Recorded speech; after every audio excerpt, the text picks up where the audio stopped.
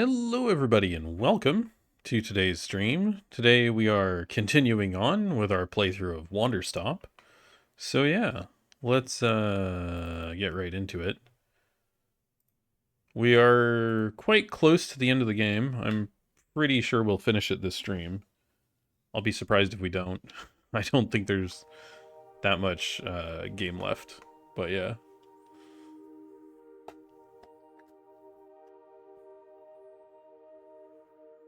Because we are on the last season change, so...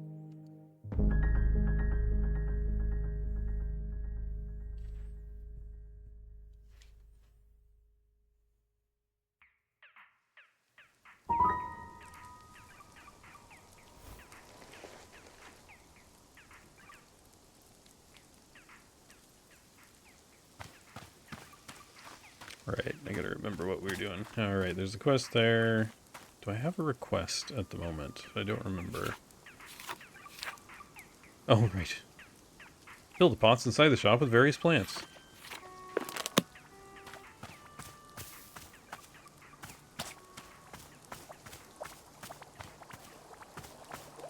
think I do have a few plants around I can pick up in pots.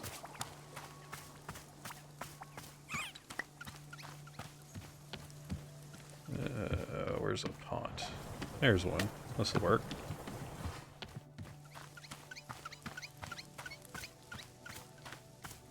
Ah, there's a pot.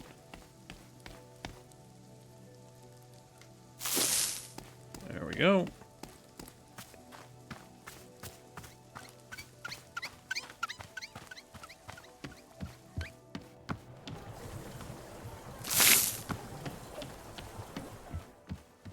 I don't think I can grab that. No, it's too big. Maybe we can grab this one? Oh, we can grab this one. Cool. Oh, right, because this was one of the seed plants. It's not a large hybrid. It's one of the small hybrids. All right. There we go. How many pots do we have left? One, two. That doesn't count as a small pot. Oh, there's one back there. 3, 4, 5.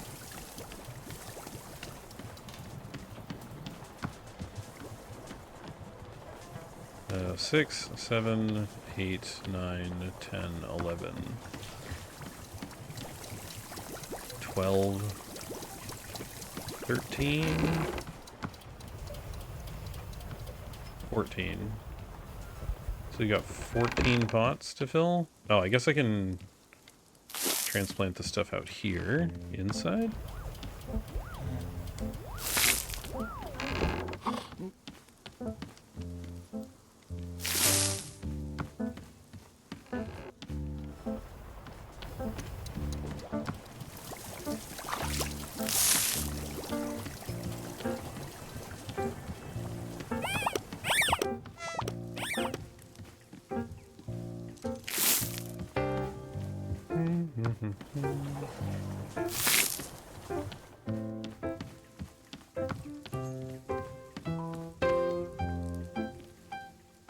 I'll grab these ones, then I'll grab some of the ones around that I've been using to grow seeds.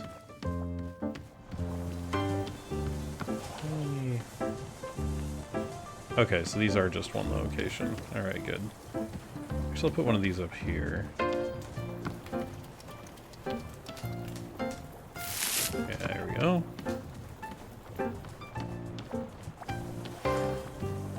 I should probably go talk to the old lady and see what her quest is, in case it's like some long, drawn-out, complicated thing.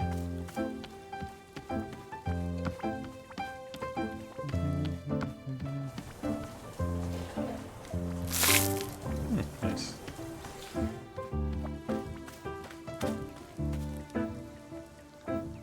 Okay.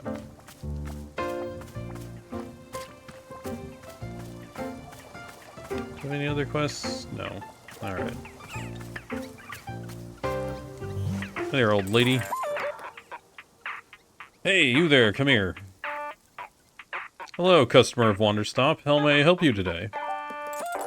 Killer crab, I don't need your sass. Look over there. The child, the one behaving like a little gremlin. Where's its parents? I honestly don't know. I asked, but she wouldn't tell me. Kid's off the leash, running around, causing havoc. Don't like it. That's it. That's all I had to say. Now get out of here. Make me. Make you? As if I've got nothing better to do than be your disciplinarian. Got a business to run. I've got shareholders breathing down my neck. I'm busy. Here, you want a chore to do? Go get me another coffee. You give me another item from your shop if I do? Another item? Come on. Don't tell me you're just barging right into negotiations like that. Has anyone ever taught you to haggle? This is basic stuff, kid. Ah, in fact, here it is. Professor Currency's Guide to Economic Volume 6 covers haggling front to back. Study up, then do me a favor and don't waste my time from now on.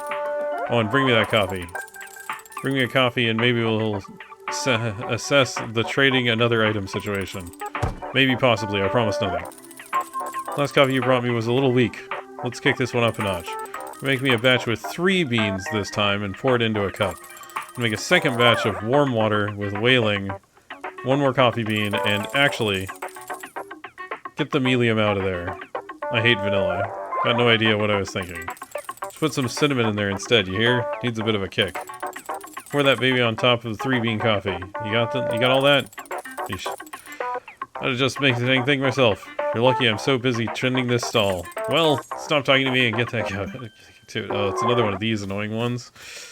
I gotta do the multi-pour, which is irritating. Alright. I can clean some more beans up.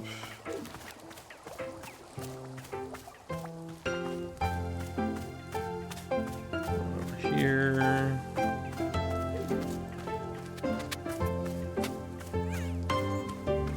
Which means I gotta empty this.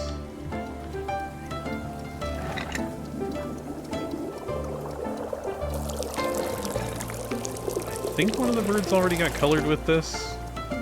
Maybe? Actually, I don't want to color too many of them. It encourages them to come inside here, and I don't want them in here. Increases the chances they'll drink my prepared cup of coffee. Oh, I have 3 beans cleaned already. Sweet. Good.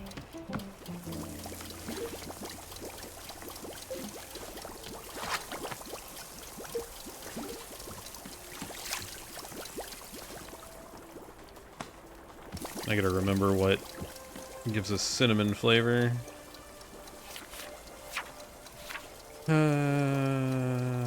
Mint. We're looking for cinnamon, lavender.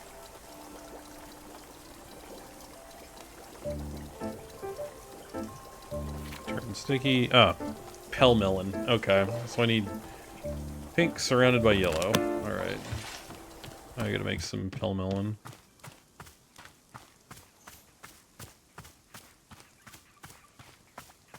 Oh, there's one of the spigots.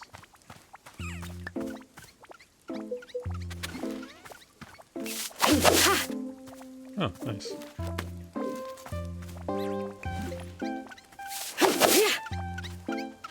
What the? Ah. It's the rubber band ball again. Yeah. There we go.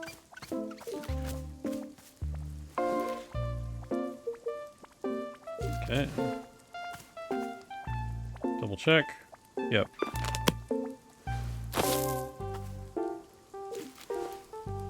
Oh. There we go. Yellow.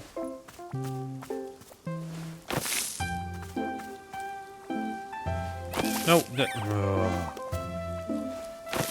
Whatever. I'll have an extra plant left. That's fine.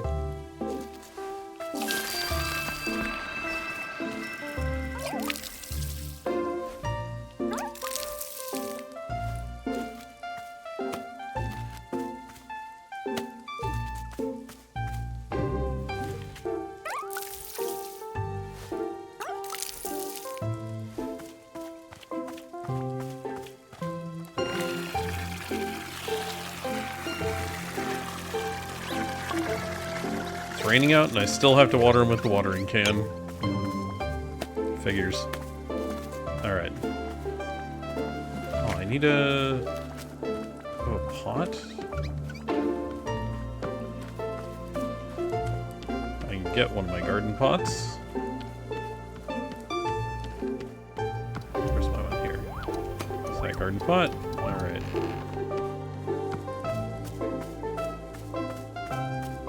Grab some free plants.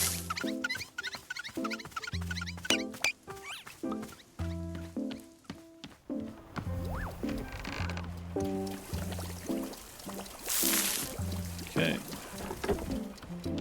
Grab another plant that I incorrectly planted over here.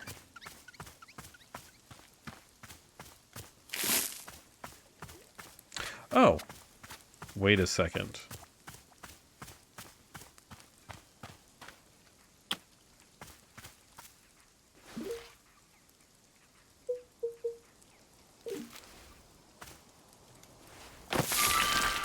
Nice. Haha, we found it. Cool. I have a permanent umbrella in green.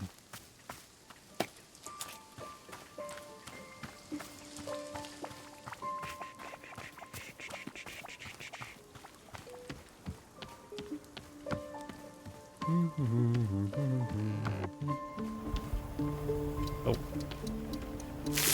There we go.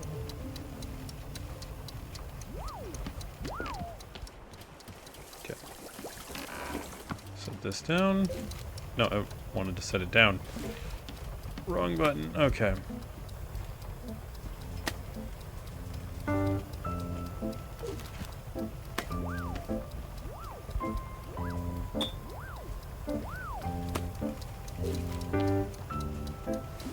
I'm up to on ingredients. Okay.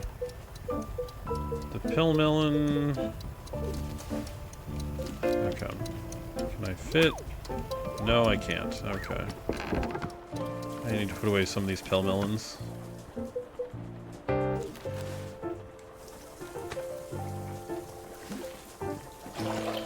Okay.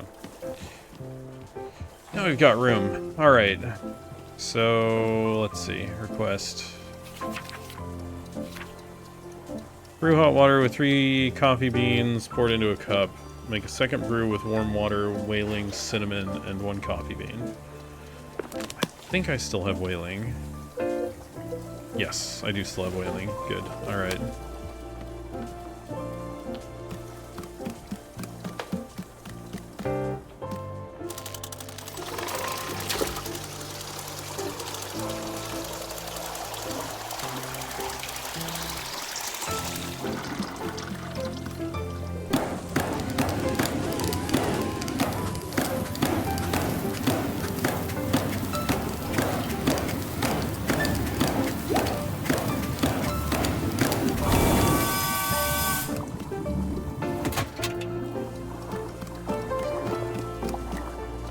How many? Got 3 coffee beans with me. Put this pill melon, this extra pill melon there. Alright.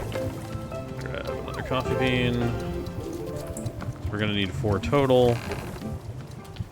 I'll grab the cup. Oh no, she's probably going to break it.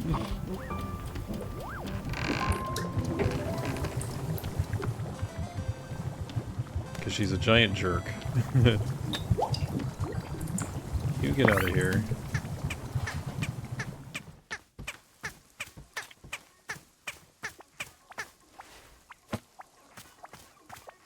But actually, before we do that, let's check Professor Currency's Guide to Economics. Volume 6. Welcome back, reader, to the thrilling world of economics. If you've read each volume of my book series up until now, then you should already be comfortable with such topics as inflation, scarcity, counterfeit dollar bills, the scrimular effect, imaginary taxes versus actual taxes, and all 7 methods of exporting dairy. In this volume, however, we will be focusing on one singular topic: haggling. Haggling is the great paradox of economics. If everything has a price, why should the price change via negotiation? In this sense, haggling is a sort of economic black magic, a forbidden art to be called upon only in the most dire of circumstances. In some countries, excessive use of haggling can lead to a drastic prison sentence. Of course, a person skilled in haggling can quite easily reduce the prison sentence down to practically nothing. When is it appropriate to haggle? There are 3 generally accepted circumstances in which price negotiation is called for. First, when a vendor has used cosmic witch energy to artificially raise the price of a product, witches are widely known for being disdainful of the basic tenets of capitalism, and will therefore lend their powers to unscrupulous vendors in an effort to offset the market.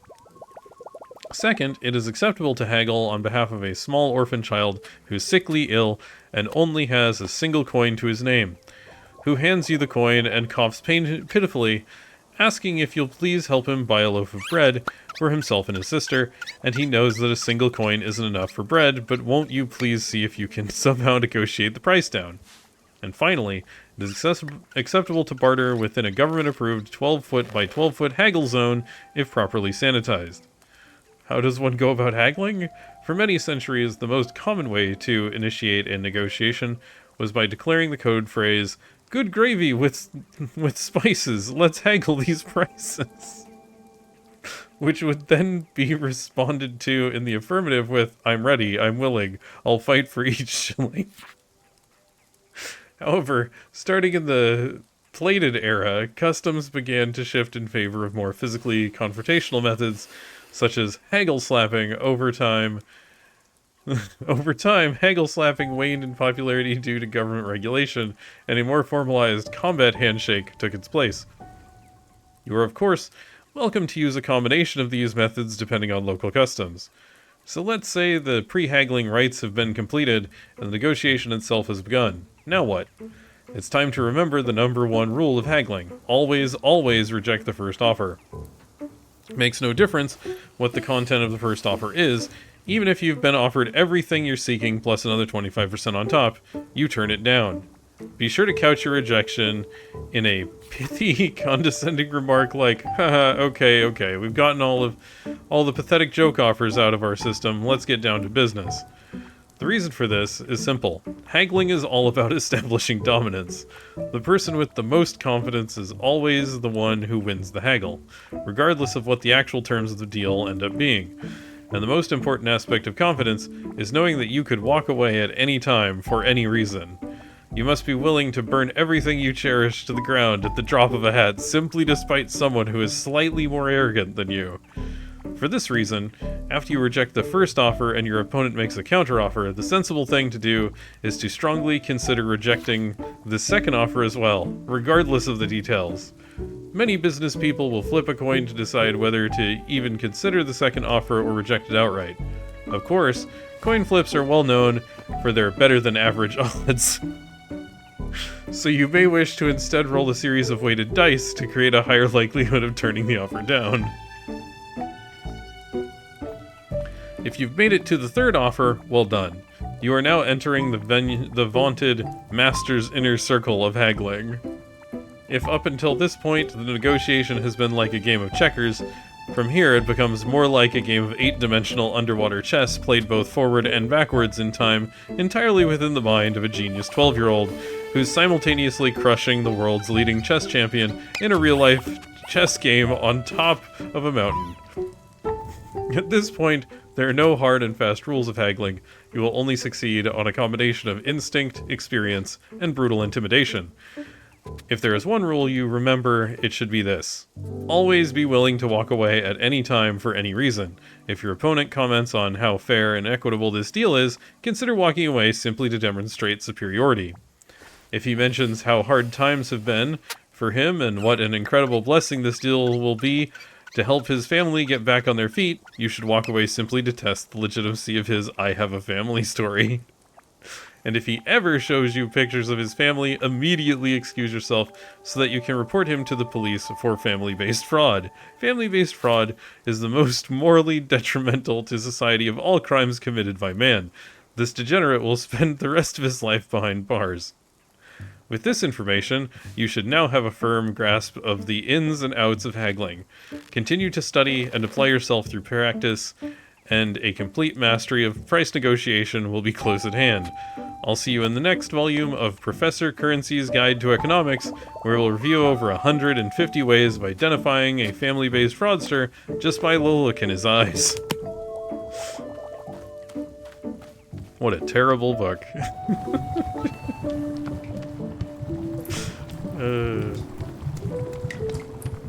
Where's our other economics book? Ah, it's over. No, that's the bullet book. Ah, there's our other economics book. Okay, we'll put this one here.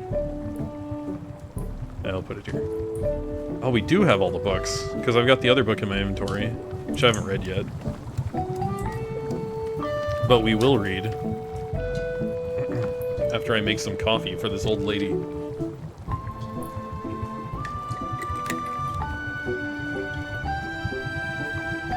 Some very irritating to make coffee.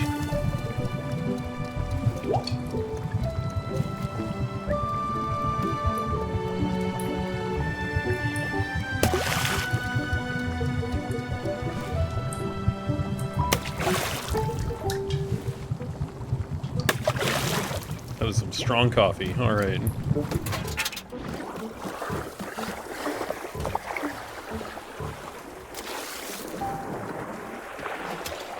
Get out of here, bird. Okay.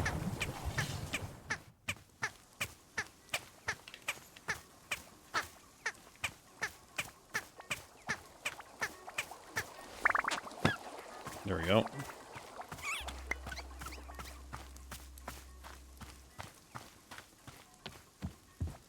Okay.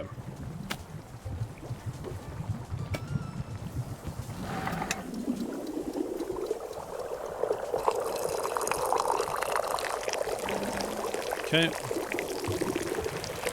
Poured that coffee. Alright, we're gonna stash this upstairs, because that worked last time.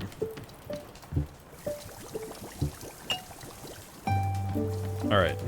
Now we need to empty this. And I gotta keep track of where the birds are. I can look around while I'm doing this. Alright. You go away. You're a nuisance and you need to leave. Alright. You go out here. You also stay out here.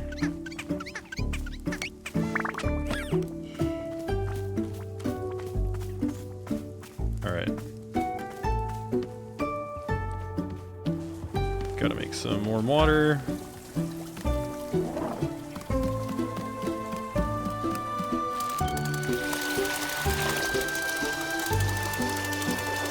Wish I could look around while I was doing this. Alright, we need warm water.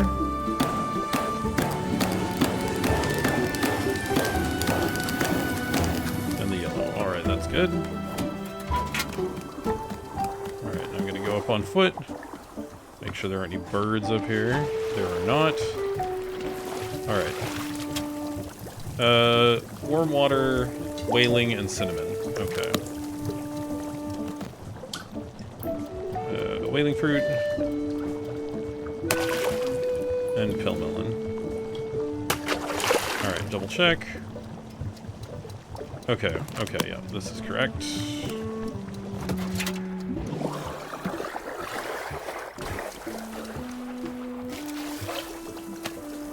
Okay.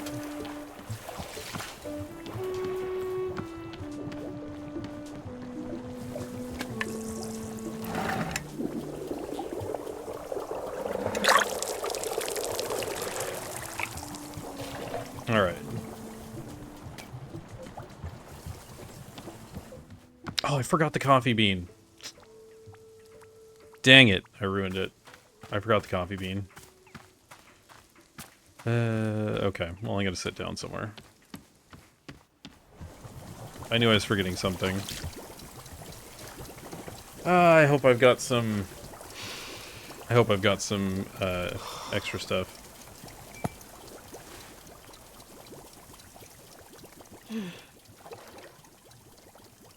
Coffee means early mornings. Okay, it's the same comment. Alright. I'm gonna have to get more coffee beans. Yeah, I don't have enough. He uses so many coffee beans. I think I'm out of whaling fruit as well? Maybe? Maybe not.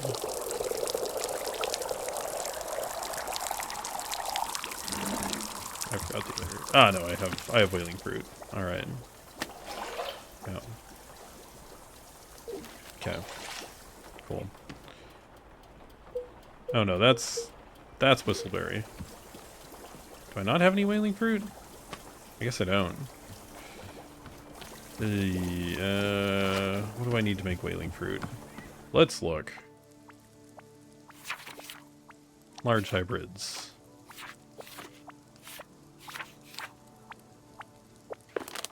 Yellow with pink surrounding. Oh, this one. I haven't full watered this. There we go. I do have more of them. Yay. Alright, cool. Cool. So we're okay. I just need more coffee beans.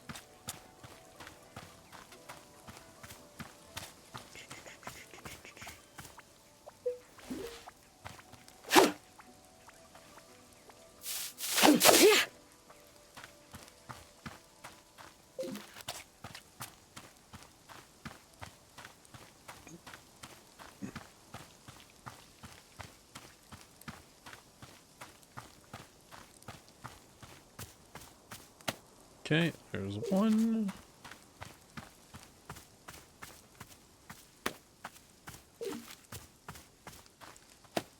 Alright, that's enough coffee beans.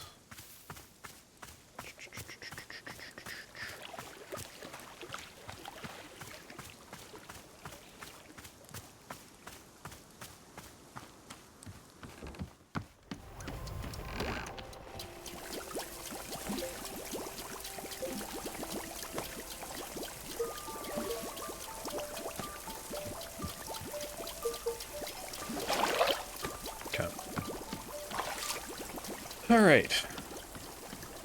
Get some water heated up.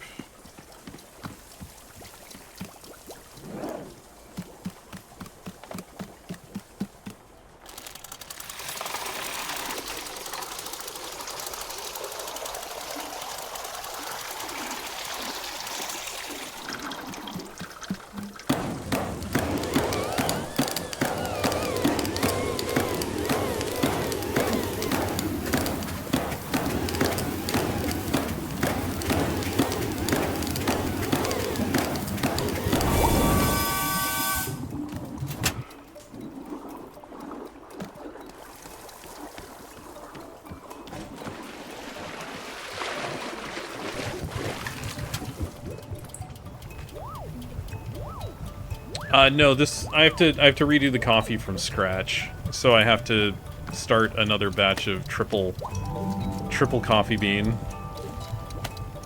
Because if you screw it up at any point, you have to restart, like, completely. It's really annoying. So I've got to remake the coffee batch, which is 3 beans. And then I got to pour that in a cup. And, yeah. Then empty it. Alright, let me check make sure. Oh, I should grab one of the other. So I have all the stuff. I should grab this, so I have it on hand. Alright. Fruit grabbed. There's the cup, there's the cup. Alright, I suppose I could pour multiple cups. That might actually be a safer bet. I gotta get rid of these blasted birds, though.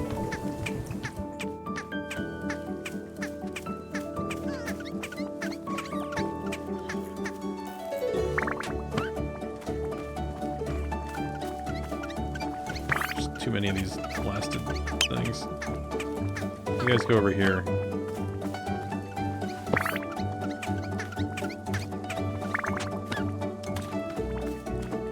Warm water will be for the second step, once we have our coffee set. Alright. ladder. Kick this over. Alright. Make sure there aren't any birds around. That bird's wandering back. Again. You go over here. All the way around back.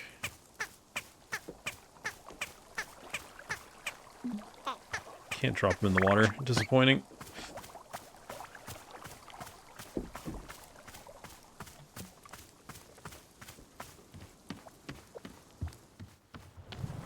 Alright.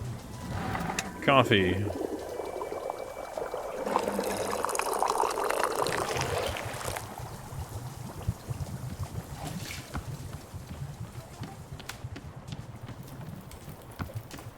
Alright. Putting it up here.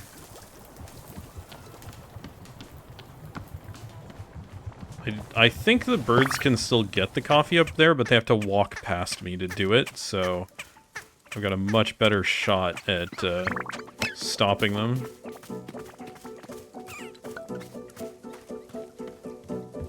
Alright, I gotta empty this. Come on. And then we gotta brew warm water.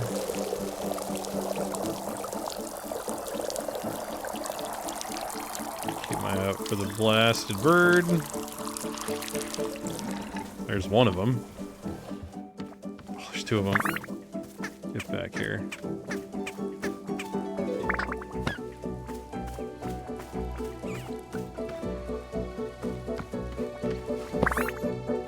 Get back here.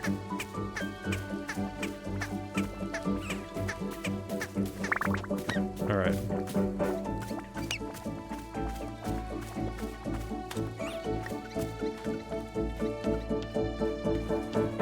Okay, gotta brew some more water.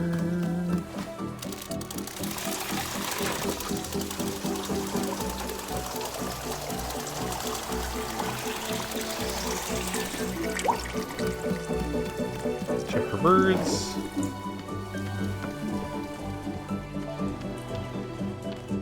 Alright, we're still clear.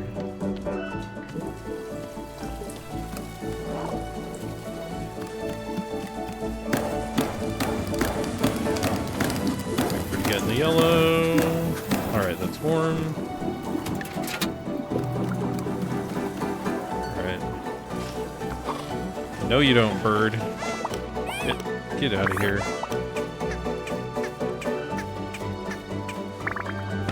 Okay, the other two birds are over there, which is good. Alright. Now to do this correctly. Alright. Coffee bean first. Then whaling fruit. Then hellmelon. That's better. Alright. We got our cup. Man, that looks neon. Alright. Okay, got our cup.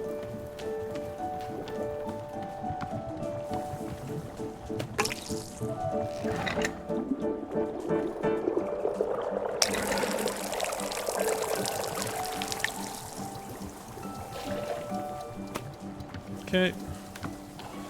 This should be correct.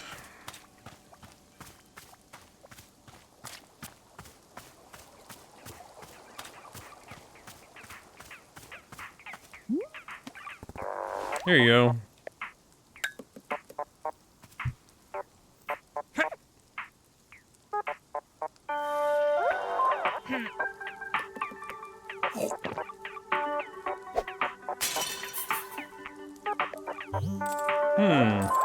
Yep, you did it. To your credit, I'll say this. You've brought me 2 cups of coffee now. Aw, that's so sweet of you to say. No, it isn't. It's the cold, objective truth. Still, you did bring me a second coffee. Fine, take something else off my hands. But only one. Oh, that looks pretty sweet. But that coffee cup, though...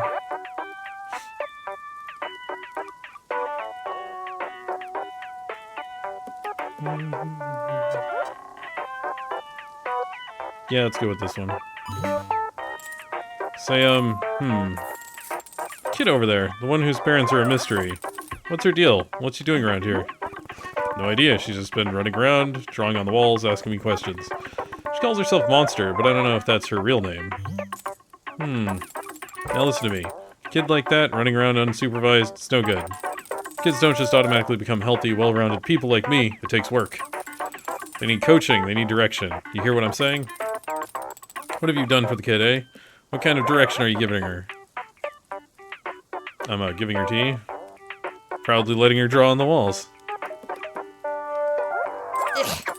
That's your idea of proper role modeling? Listen up here. You're gonna ruin that kid with your hippie delusions.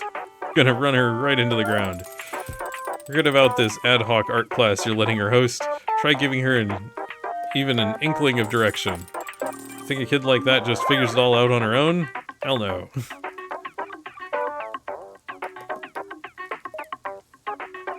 Surprised you care this much about Monster. Now see, listen here. The fact that you think I'm a heartless barnacle, it doesn't bother me none. I got no need to explain myself to you. I'm just here speaking the cold, objective truth. The truth is that you're the only person here that this kid will probably listen to. Got it? So don't screw her up with your nonsense. Alright, now get out of here. Your nanobuckless vibes are wrecking my intended atmosphere.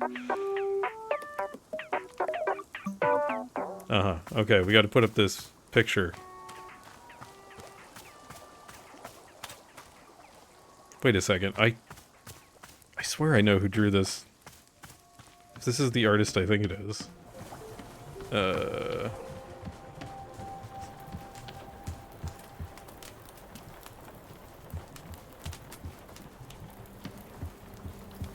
I mean, this is a good picture, but...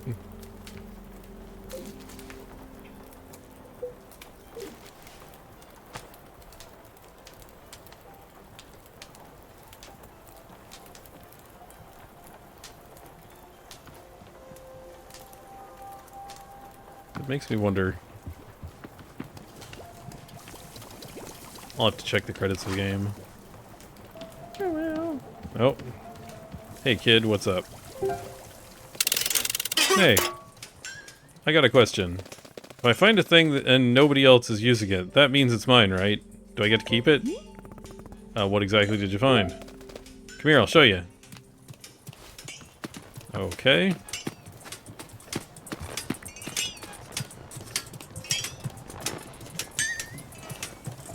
Is it my sword? You found the sword, right?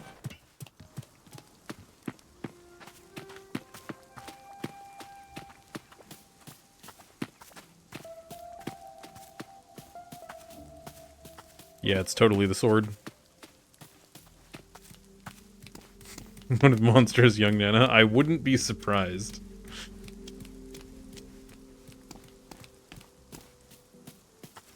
Ah, what do you know? It's the sword. Look, it's a cool sword. I found it, so I get to keep it, right?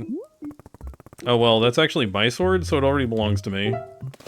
If it's yours, why was it sitting over here? Oh well, it's a really strange reason. I don't know how to explain it. Tell me. Well... I used to be a fighter. This was the sword I used in combat. You were a fighter? Yep, 8 years professionally. Whoa, that's so cool! Where'd your sword come from? How'd you get it? I had it made for me by one of the truly great blacksmiths where I lived. Gave her endless instructions and specifications for how it should feel and what it should look like. When I held the finished work, I knew beyond a doubt that it would help me become a champion. Endless days I trained with only this sword, over and over, learning its every subtlety. Years of practice, hundreds of fights, all using this sword. By the end, I felt complete and total mastery with it. This sword was made for me. I shaped myself around it. Whoa, do you also wear this big stupid mask when you're fighting? No, the mask belongs to, someone else. Have you ever killed a person in a fight? I don't want to talk about that. But I want to know everything about fighting. Is it fun to be in a real fight? Does it make you feel super, super cool? Monster, I don't do all this because it's cool or fun. Really? So why do you do it?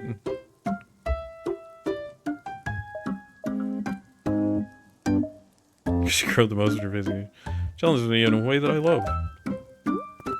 With a lot of skills, it's totally subjective as to how good you are compared to others. Combat is black and white. Either you overpower your opponent, or they overpower you. So every time I defeat someone in combat, I know without question that I'm the one who worked harder. It's perfect, crystal clarity. I did the work, and you didn't. A lot of things in the world are confusing, but this one thing isn't. It's incredible. What? What's with that look? You're the coolest person ever! Really? Thought you said I was stupid and old. Yeah, because I didn't know you could fight. Now I know you're a fighter, a real one. That's so cool. Finally, a child's approval. Oh, you're very cool. Now you're cool, it's official. Oh man, Jackie No Name would freak out if he knew I was hanging out with you. Let me have more tea. I want more tea. To drink or to abandon? Yeah. Listen, if you want tea, you should request a specific kind. What's your favorite taste? Your favorite thing to eat? Sometimes I eat dirt. Not because I wanna, just because it makes Annabeth so mad, which I like. What else? Cereal. Commander Crispies is my favorite. Eat it every time I'm staying at Tessa's place. Tessa's mom is so cool because she actually lets me eat sugary cereal. Cereal sucks if it doesn't have a lot of sugar in it. That's what Commander Crispies says. Okay, so things that you eat include breakfast cereal, sugar, and dirt. Yeah, I think so. Alright, I'm gonna make you a cup of tea. This time, you're going to actually drink it. Oh no. So... not entirely sure how to interpret that. Let's see. Breakfast cereal, sugar, and dirt. Okay. It's not mint. Not origins of the planet itself. Not messberry. Not lavender. Dirty bean. Oh, right. Dirty bean. Yeah, dirty bean, maybe. Savory, nutty, full-bodied. Cause burning sensation in the feet. Nope. First semester, your best friend. Nope. Cinnamon. Okay, so whistleberries. Sweet and sugary.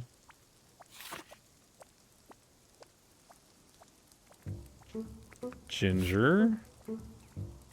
Physical plant tastes like citrus, milk, and whatever you most frequently ate for breakfast as a child. Ah, snow cones. Let's see.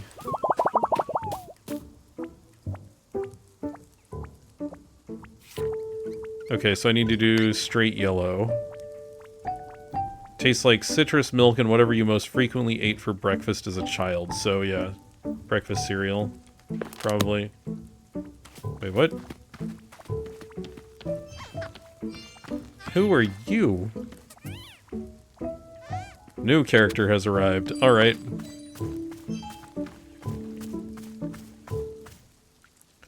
Let's see, we need yellow. I'm actually gonna do a row of regular yellow first.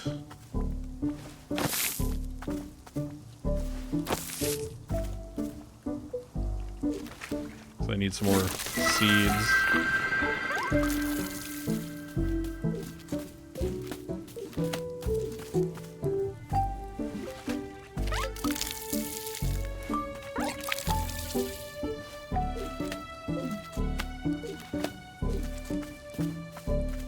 Alright, let's see what the request is from the other person here. Where'd they go? They were here. Oh, there they are.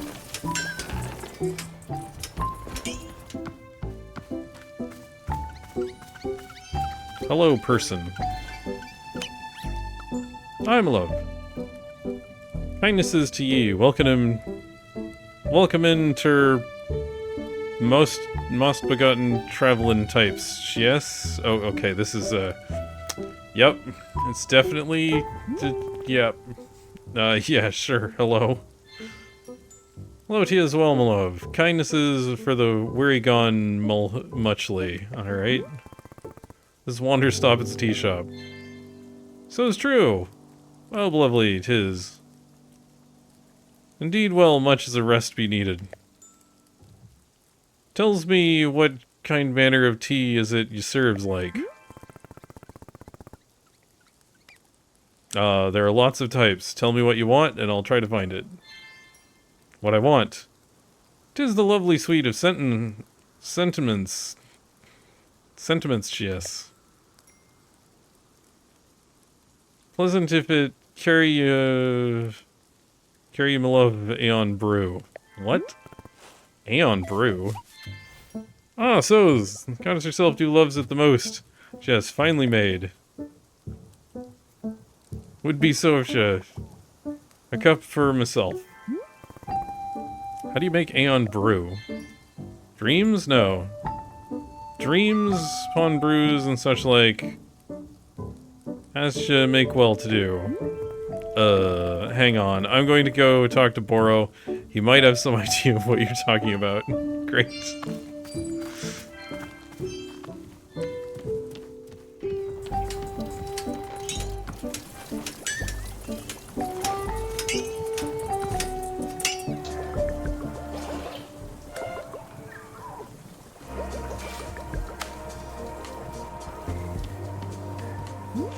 Hey, Boro. This customer over there is saying some things that are difficult to understand. She mentioned Aeon Brew. Do you know what that is? My heavens. Boro has not received a request for Aeon Brew in many ages.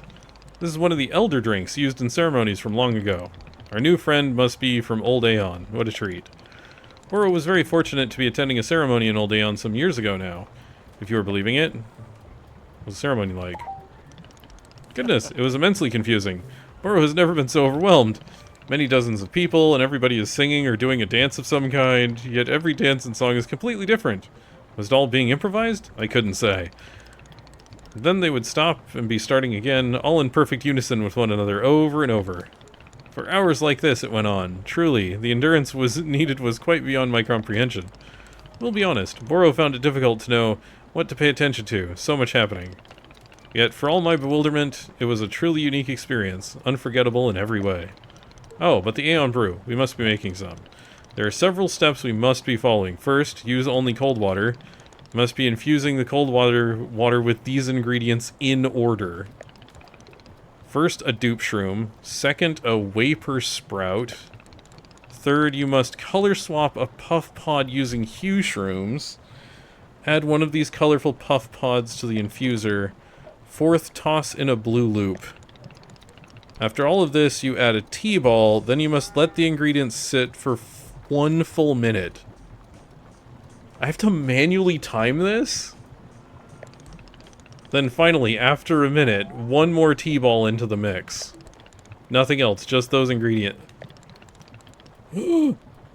All taken together, this should be making the Aeon Brew. If Boro's memory is serving correctly, that is great. Memory is not my strongest suit, not like bowling, much better at bowling. Hope this is helping. Bowling, eh? Indeed, a beloved pastime for when I am finding the time away from the shop.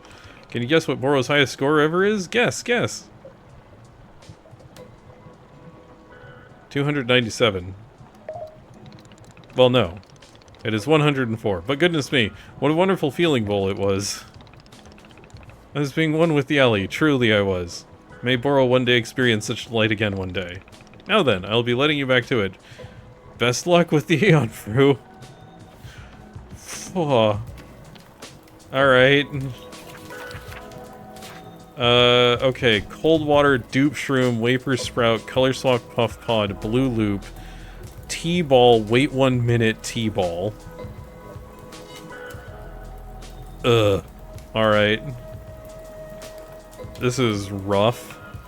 The wait 1 minute is the one that gets me.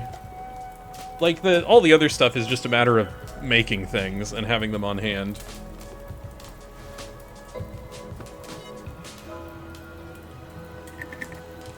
Because I think the vapor sprout is just the, like... It's just like the tier 1 plant, I think.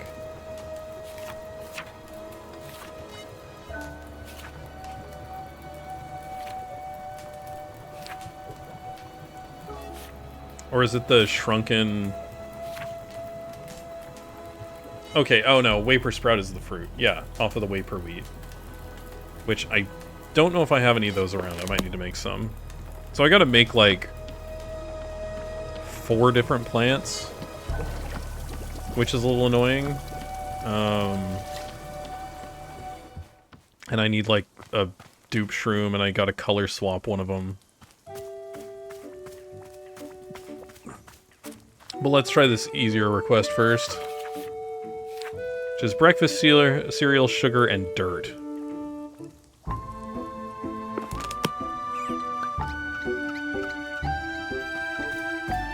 I'm really hoping the dirt is just a dirty coffee bean, because that would make sense.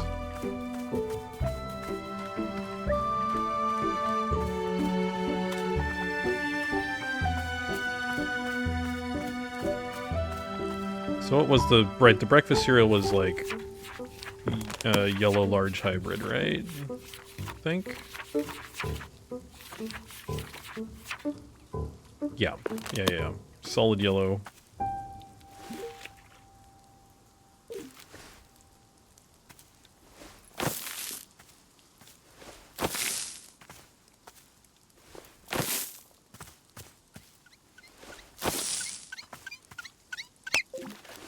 Alright.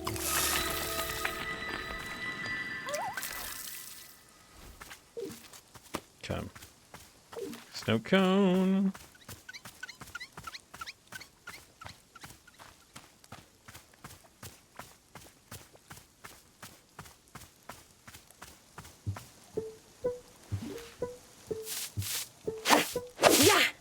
Oh, nice. More seeds. Good. What the? Oh, ladybug. Cool. I should put these decorations up.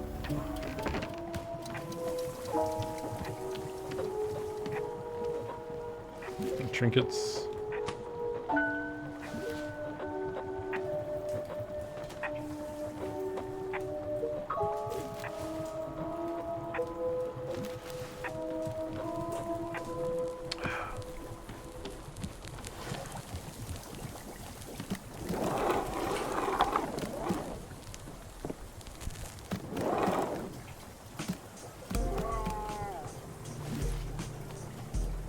Okay.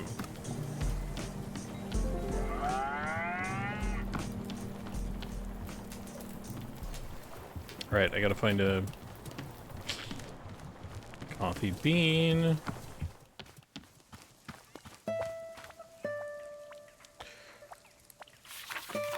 Let's see.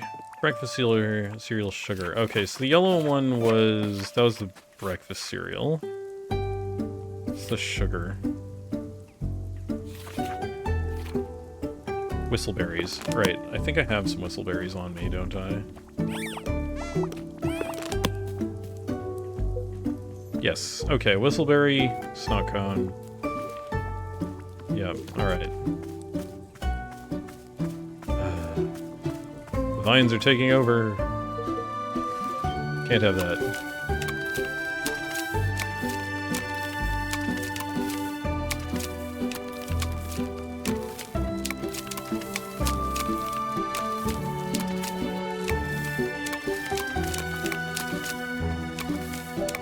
Oh, a snow globe.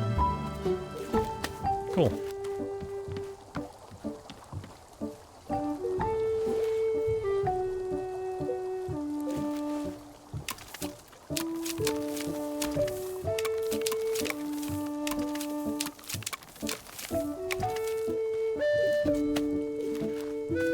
Oh, there's a dirty coffee bean. Alright.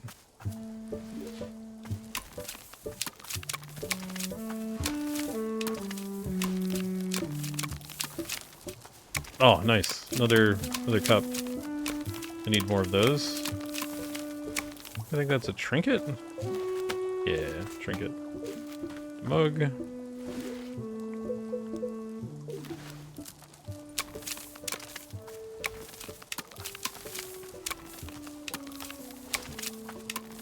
Oh good, more seeds. What? Another photo? What is this?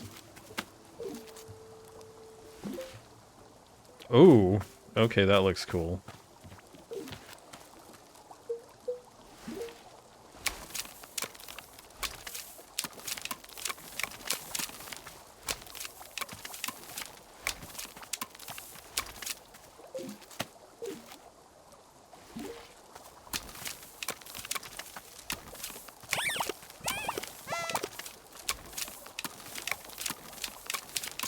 Oh, I can just hold the button down.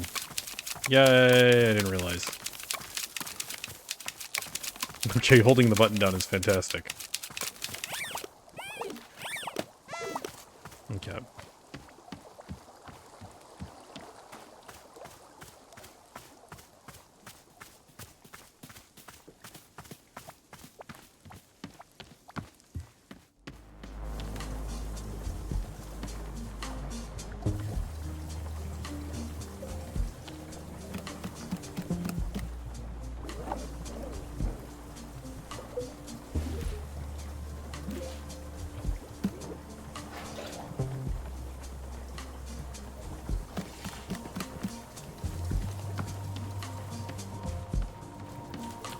Alright, I'm gonna put this picture back over here.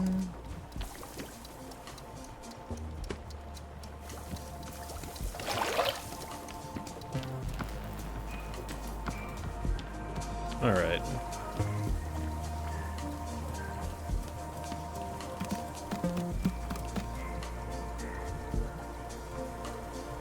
Yeah, I'm pretty sure I recognize this art.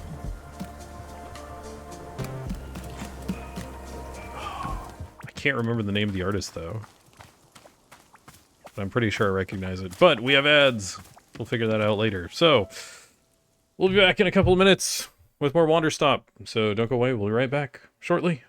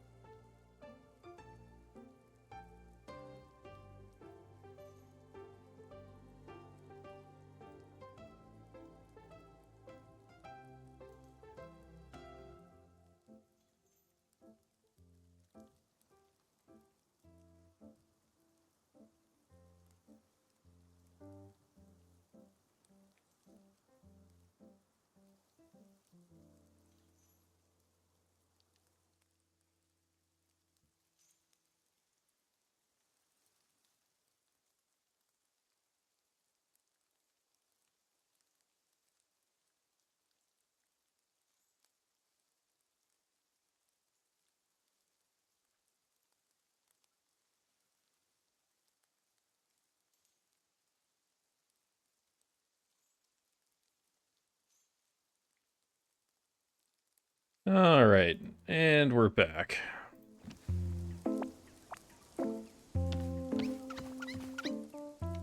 Okay. Buttons will work.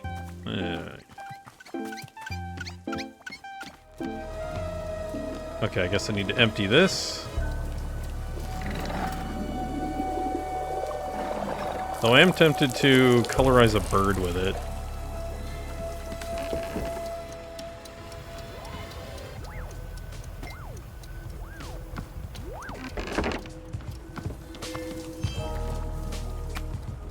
Alright, I have an extra coffee cup, teacup that needs cleaned. Alright. What the? Game. What the?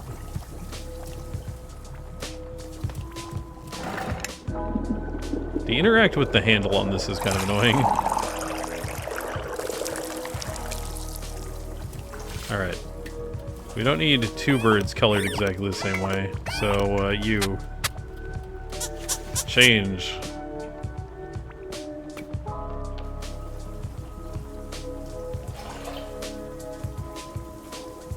Better. Alright. Clean that teacup up.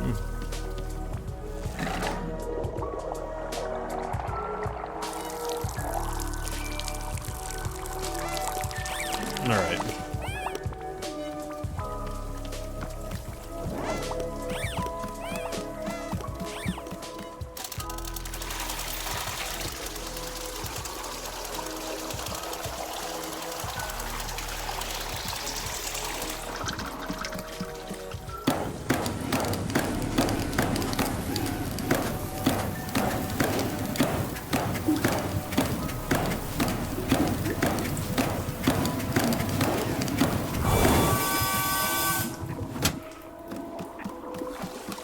Alright, so I need to grab tea. Probably stash some of this extra tea in here.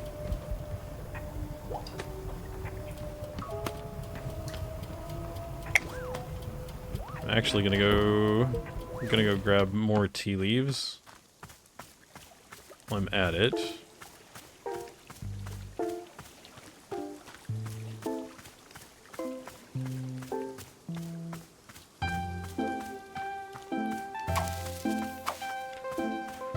Oh, I need to empty these trinkets out, because I need,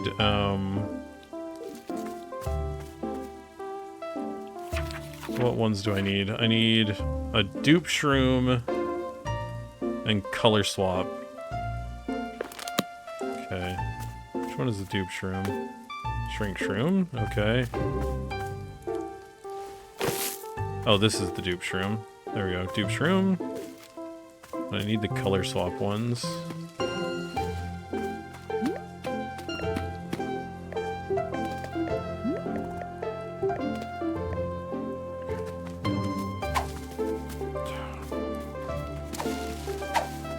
Okay.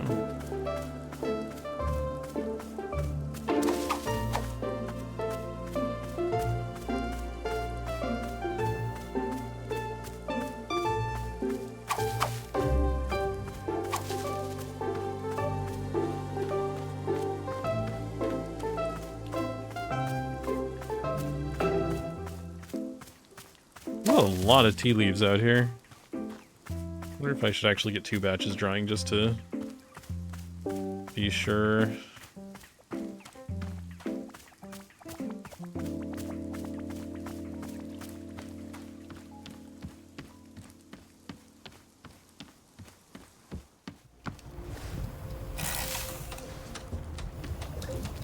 Need to put these decorations up.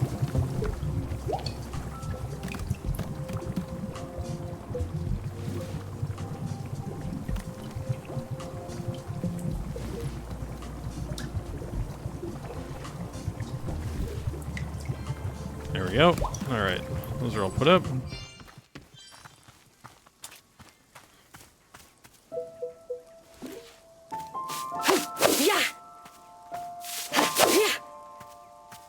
Another ladybug, don't need it. Alright, I gotta find the color swap ones. There's one. Oh no, there's two. Okay. Grab some tea leaves. Grab these.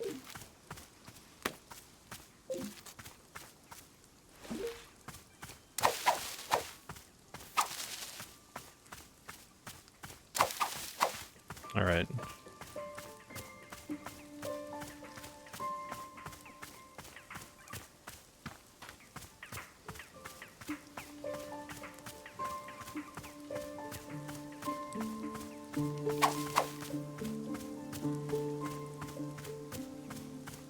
I need another color swap mushroom. Huh. Perfect. Found one. Let's head back.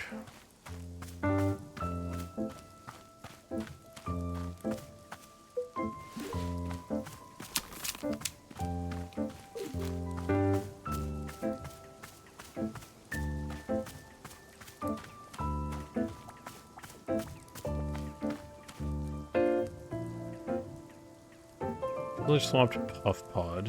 Which one is the puff pod? Oh, puff pod fern. Okay, so... Oh, it's that one. Okay. I'll do that one after we do this one. So we've got water in the teapot.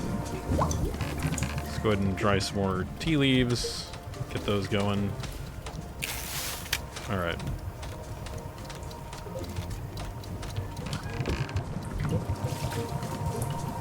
So we need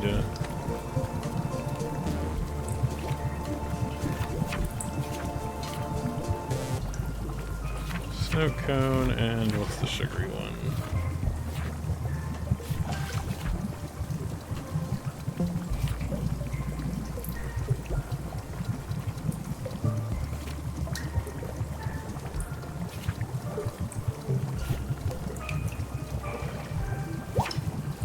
Whistleberry, right, okay.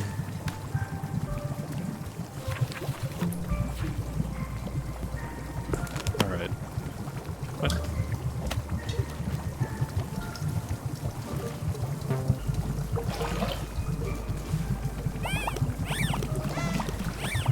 Let's see if this works. T-ball. Whistleberry. Snout cone. Dirty coffee bean.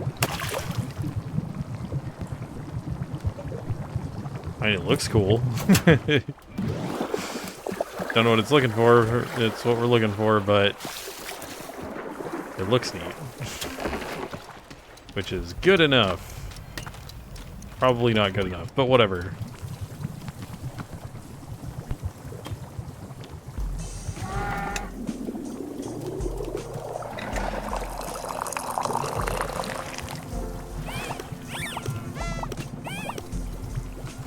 Here you go, kid. Here's the tea you asked for. Can I have a different one? No, drink it. Okay.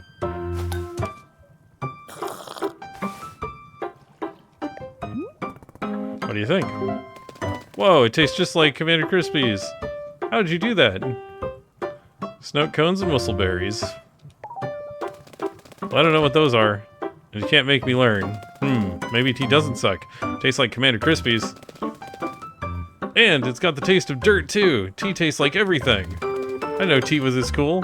Why didn't you tell me tea was cool? I did. Yes, but you didn't sound cool enough while saying it. You needed to sound cooler. Oh, hey, there's something I need to ask you. Do you think you'd beat a lion in a fight?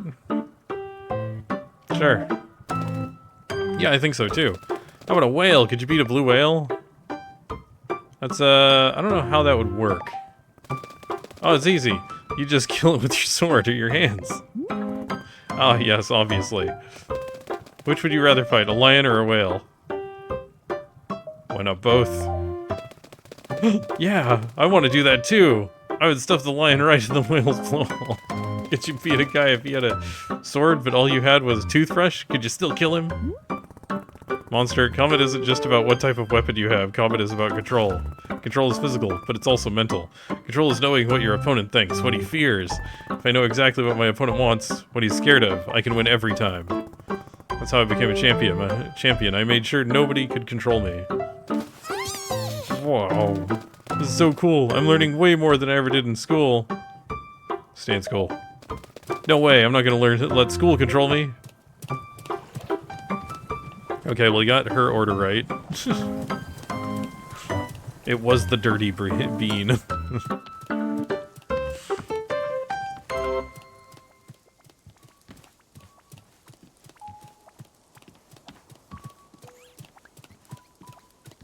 Put the cup down, kid. I need it back. I mean, I don't really, but, you know, whatever.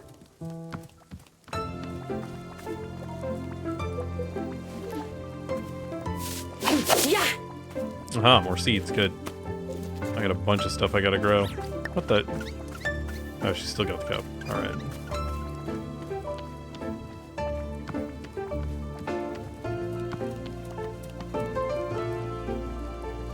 Should probably go put this whistleberry away.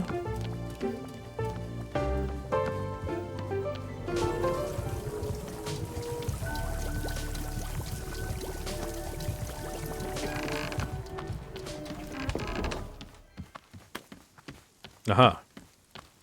Perfect. Oh, she's got another quest. Alright.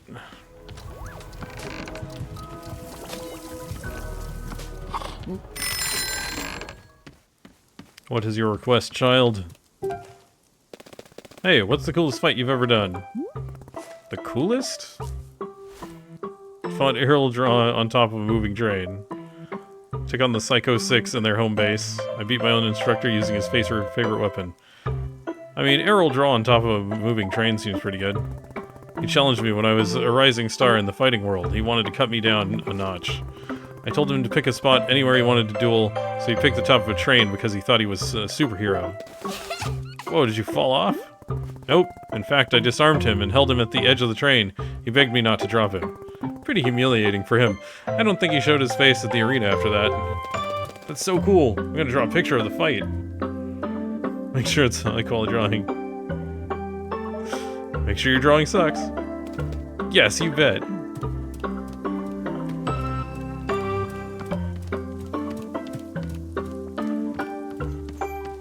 Alright, so for our next... Okay, so dupe shroom, I have that. Waper sprout. I need to grow waper, because I don't think I have any. No, I don't. Waper wheat. Blue surrounded by green. Alright.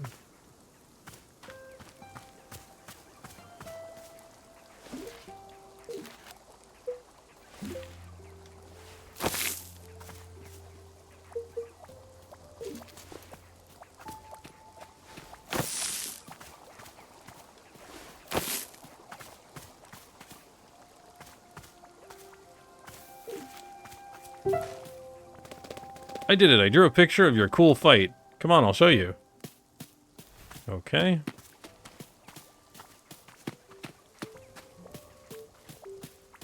What'd you do? Draw it on the wall? Somewhere? The floor?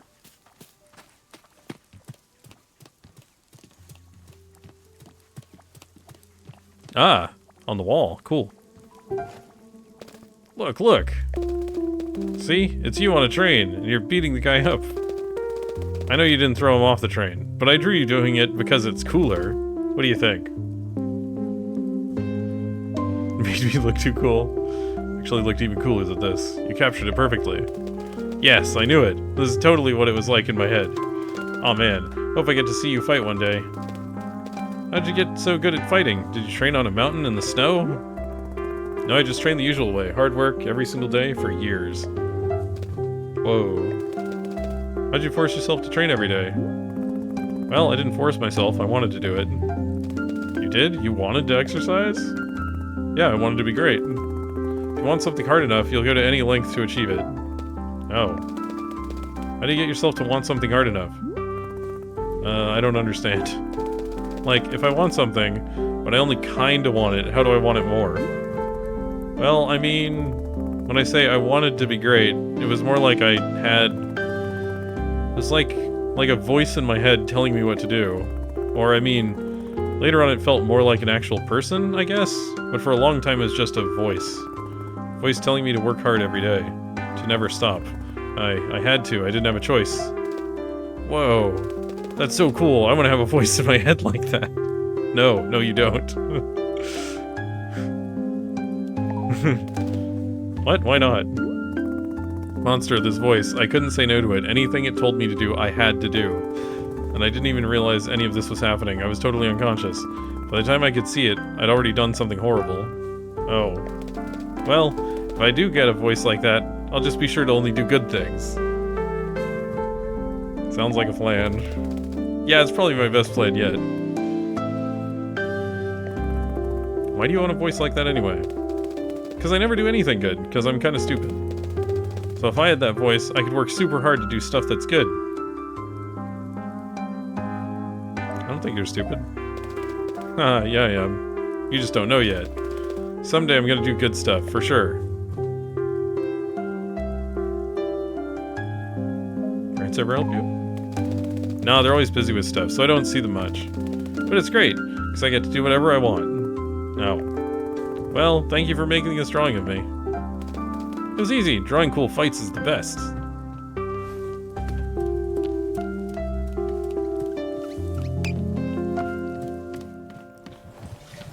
Alright.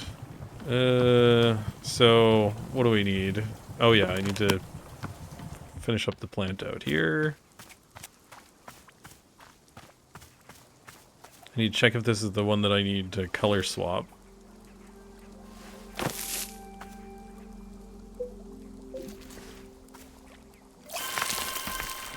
I don't think it is. Let me double check though. Waper Sprout. I think it was just regular Waper Sprout, wasn't it? Yeah. Right, it was color swapped Puff Pod that I need. I have the blue loop already. So let's see. Okay. Grab one of those. I'll leave the other one where it is. Puff Pod.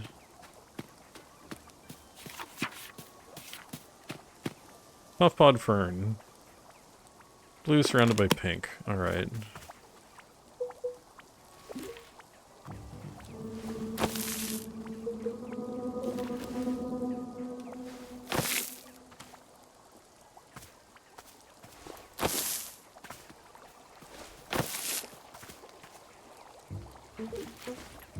I need more water.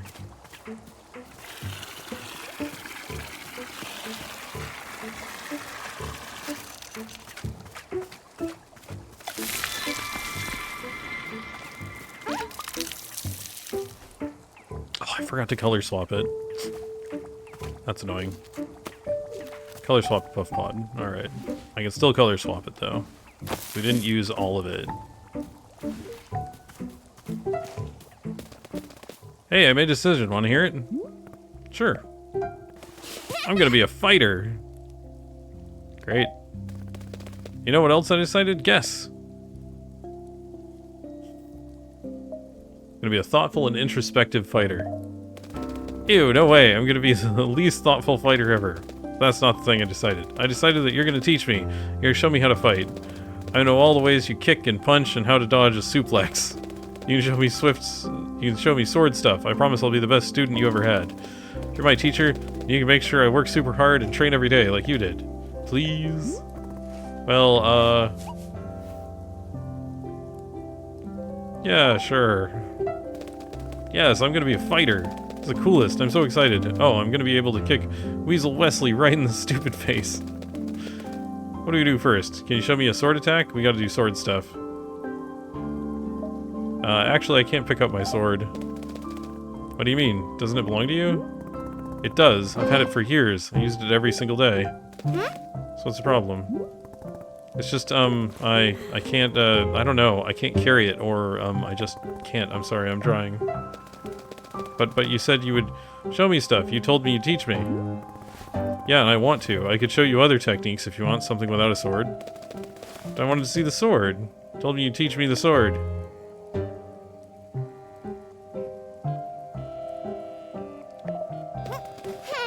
No, I don't want to do something else. You promised me. There are lots of other things I can show you. I'm a professional fighter, remember? But you can't even carry a sword. That's not being a fighter, that's just being weak. You're a real fighter, how are you going to teach me to be strong? I have to be strong enough. Strong enough for what? Strong enough to I need to be good. I need to do good stuff, okay? What do you mean good stuff? Just, you know, whatever makes people want to be around you. I don't do anything good, ever. So my mom and dad don't want to be around me. So my Annabeth doesn't care about me. I have to do good stuff, okay? I have to not be so stupid for once in my life. Monster, why do you think that being able to fight has anything to do with people liking you? Well, I mean, it's like you said, you have to be in control of others. If I'm in control, then nobody can hurt me, right? That's what you said. Promise, I don't think you're stupid.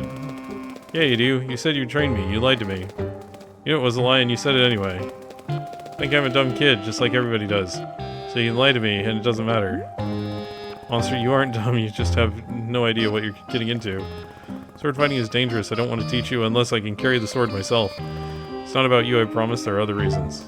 It's not about me, then you should trust me. No, I can't. I won't. I'm sorry. Not good enough for you. I'm not good enough for anyone. Monster. Go away. There are other ways to be strong. Stop talking to me. Go away. Alright, fine.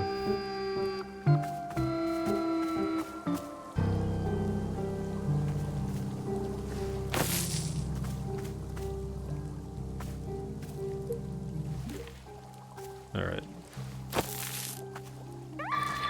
There we go. Alright. Use room done.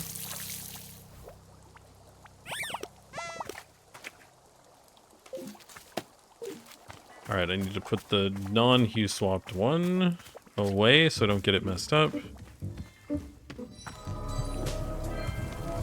This one.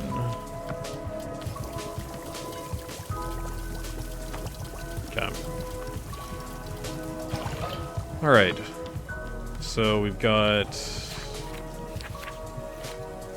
cold water tube shroom, vapor sprout, color swap puff pod, blue loop. Blue loop. I thought I had blue loop. Oh no, I don't. I gotta grow some more blue loop.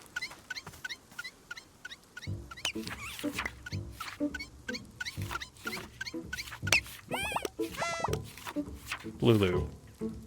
Green surrounded by blue. Alright.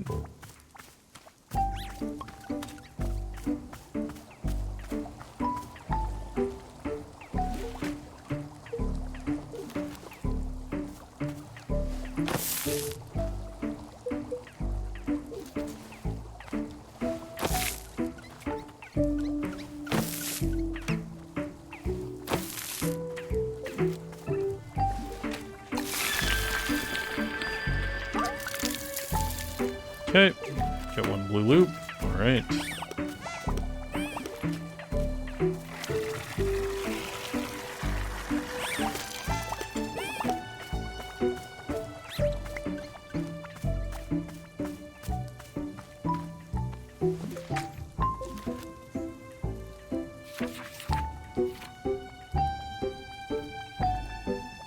T-ball, wait 1 minute, T-ball. Alright.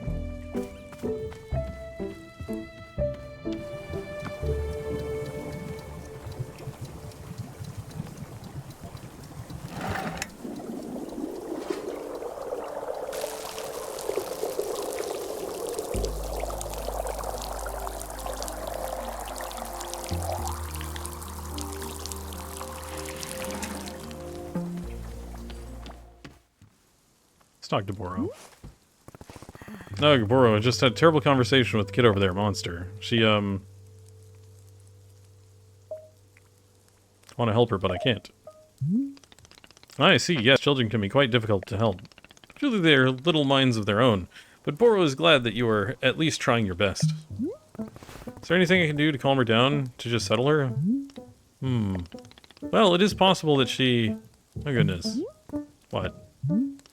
Over there, by the exit to the forest. I believe she has taken something of yours. What's she doing? This keeps getting stupider and stupider. I think I should go out there and track her down. Don't want her to hurt herself.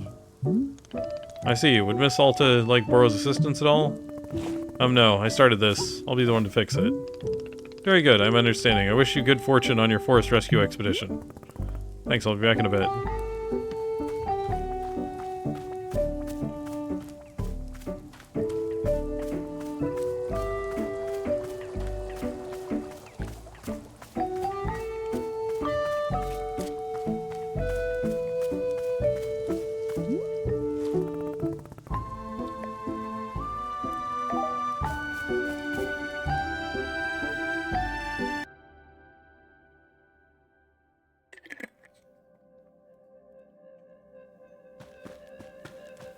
Monster!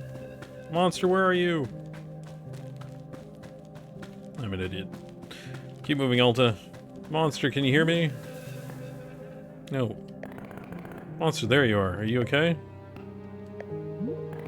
Monster? Yeah, what's going on? Did something happen to you? Why'd your sword get so heavy all of a sudden? I gotta be stronger. Oh? Yeah, I can do it. I can do it. I'm strong enough. You see, it's my sword. I'm the one who deserves it. How are you doing this? I wanted it. I wanted to be powerful, and I got it. Monster, please, can you give me the sword? I don't want you to hurt yourself. No! You don't care about me. You just want what I got. You can't even carry the sword. That's what you told me.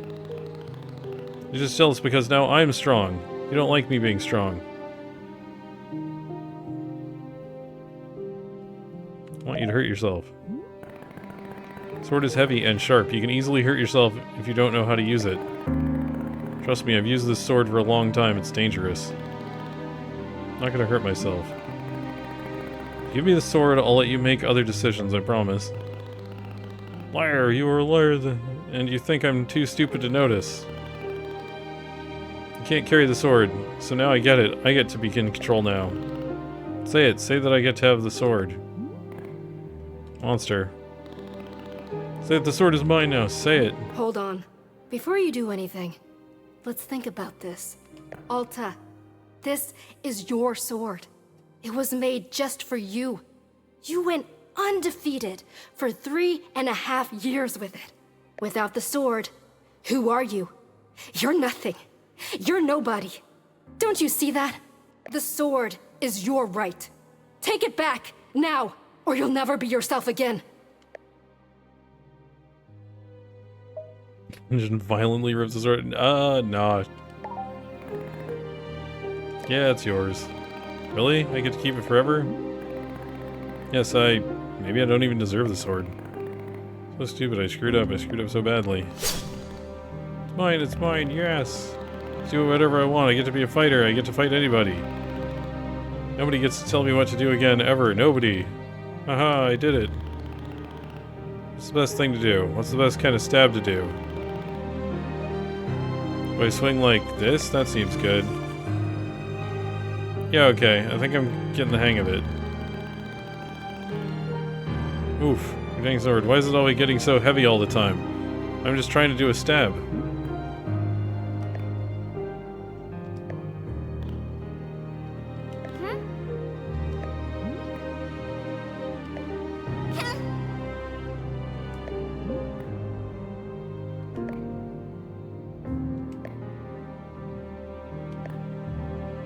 She's distracted.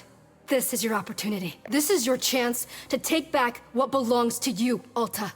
Please, don't let someone else take something that's a part of you.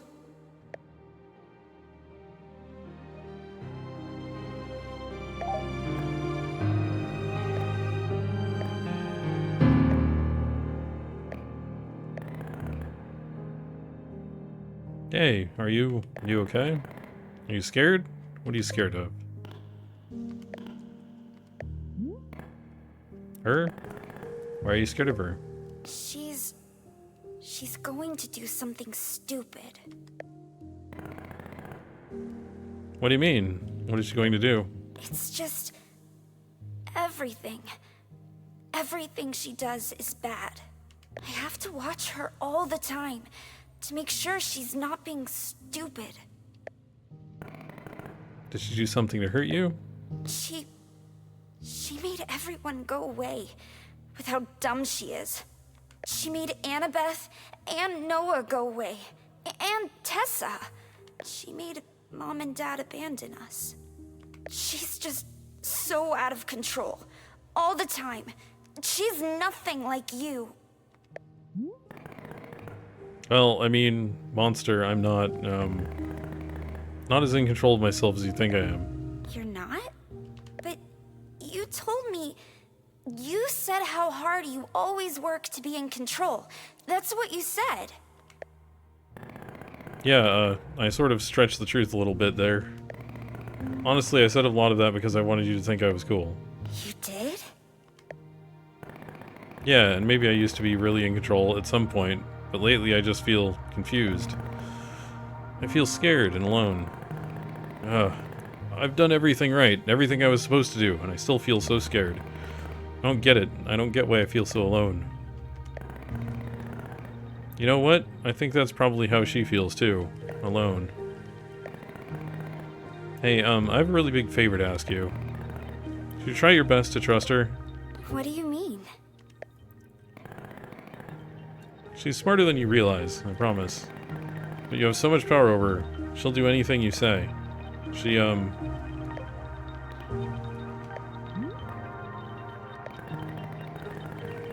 Please, can you let her make some of the decisions? Can you give her a shot? I think she really wants you to trust her. Really?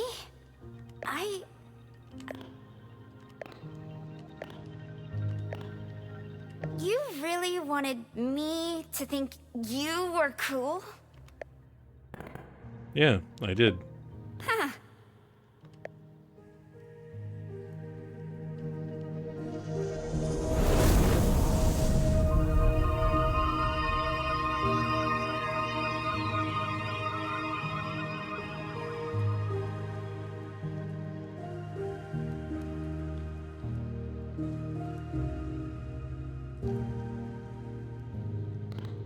Hey.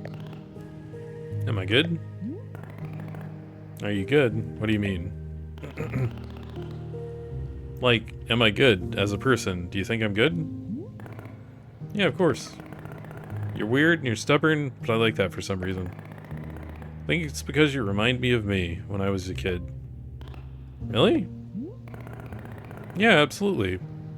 You're actually a lot like how I was. Oh, okay. Monster, do you believe me when I say you're good? Because I mean it, you're good.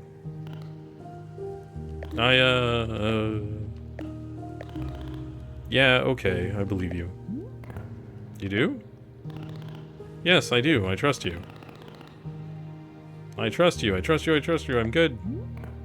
Good. I mean...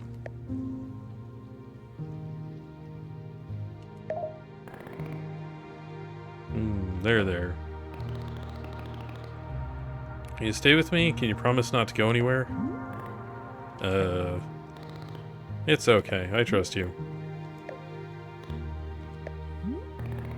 Come on, Monster. You're tired. Let's go back. Okay.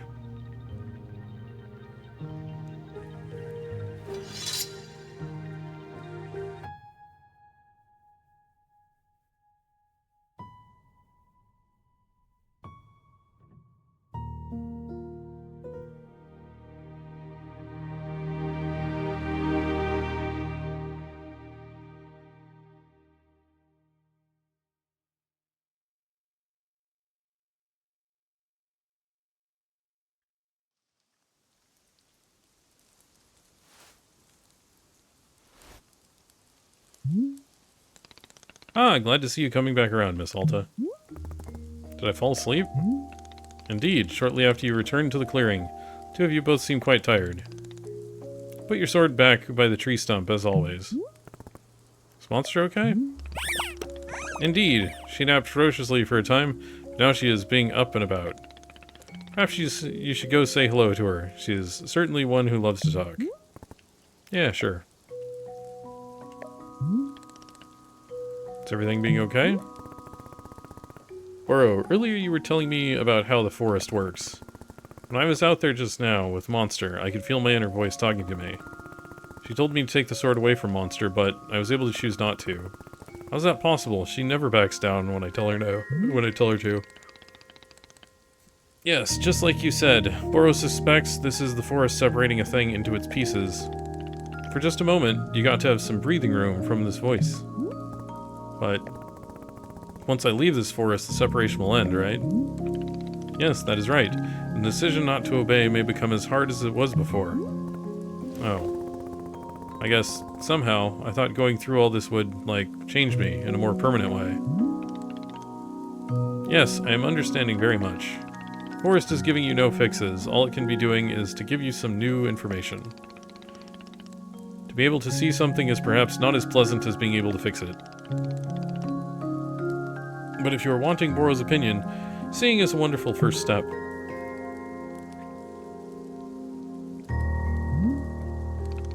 Well then, the shop needs our care, as ever. I believe I will take a look around. I am wishing you well as always, Miss Alta.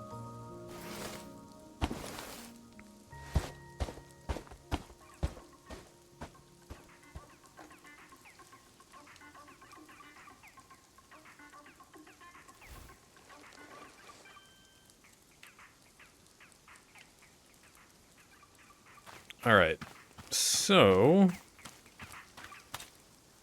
got a quest. Oh, the old lady has a quest. Oh no. She's gonna want more stuff. More coffee.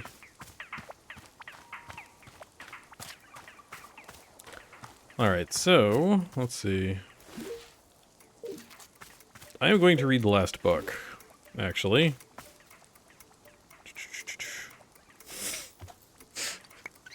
Time for some tonal whiplash. Bullets Forever, a Dirk Warhard novel.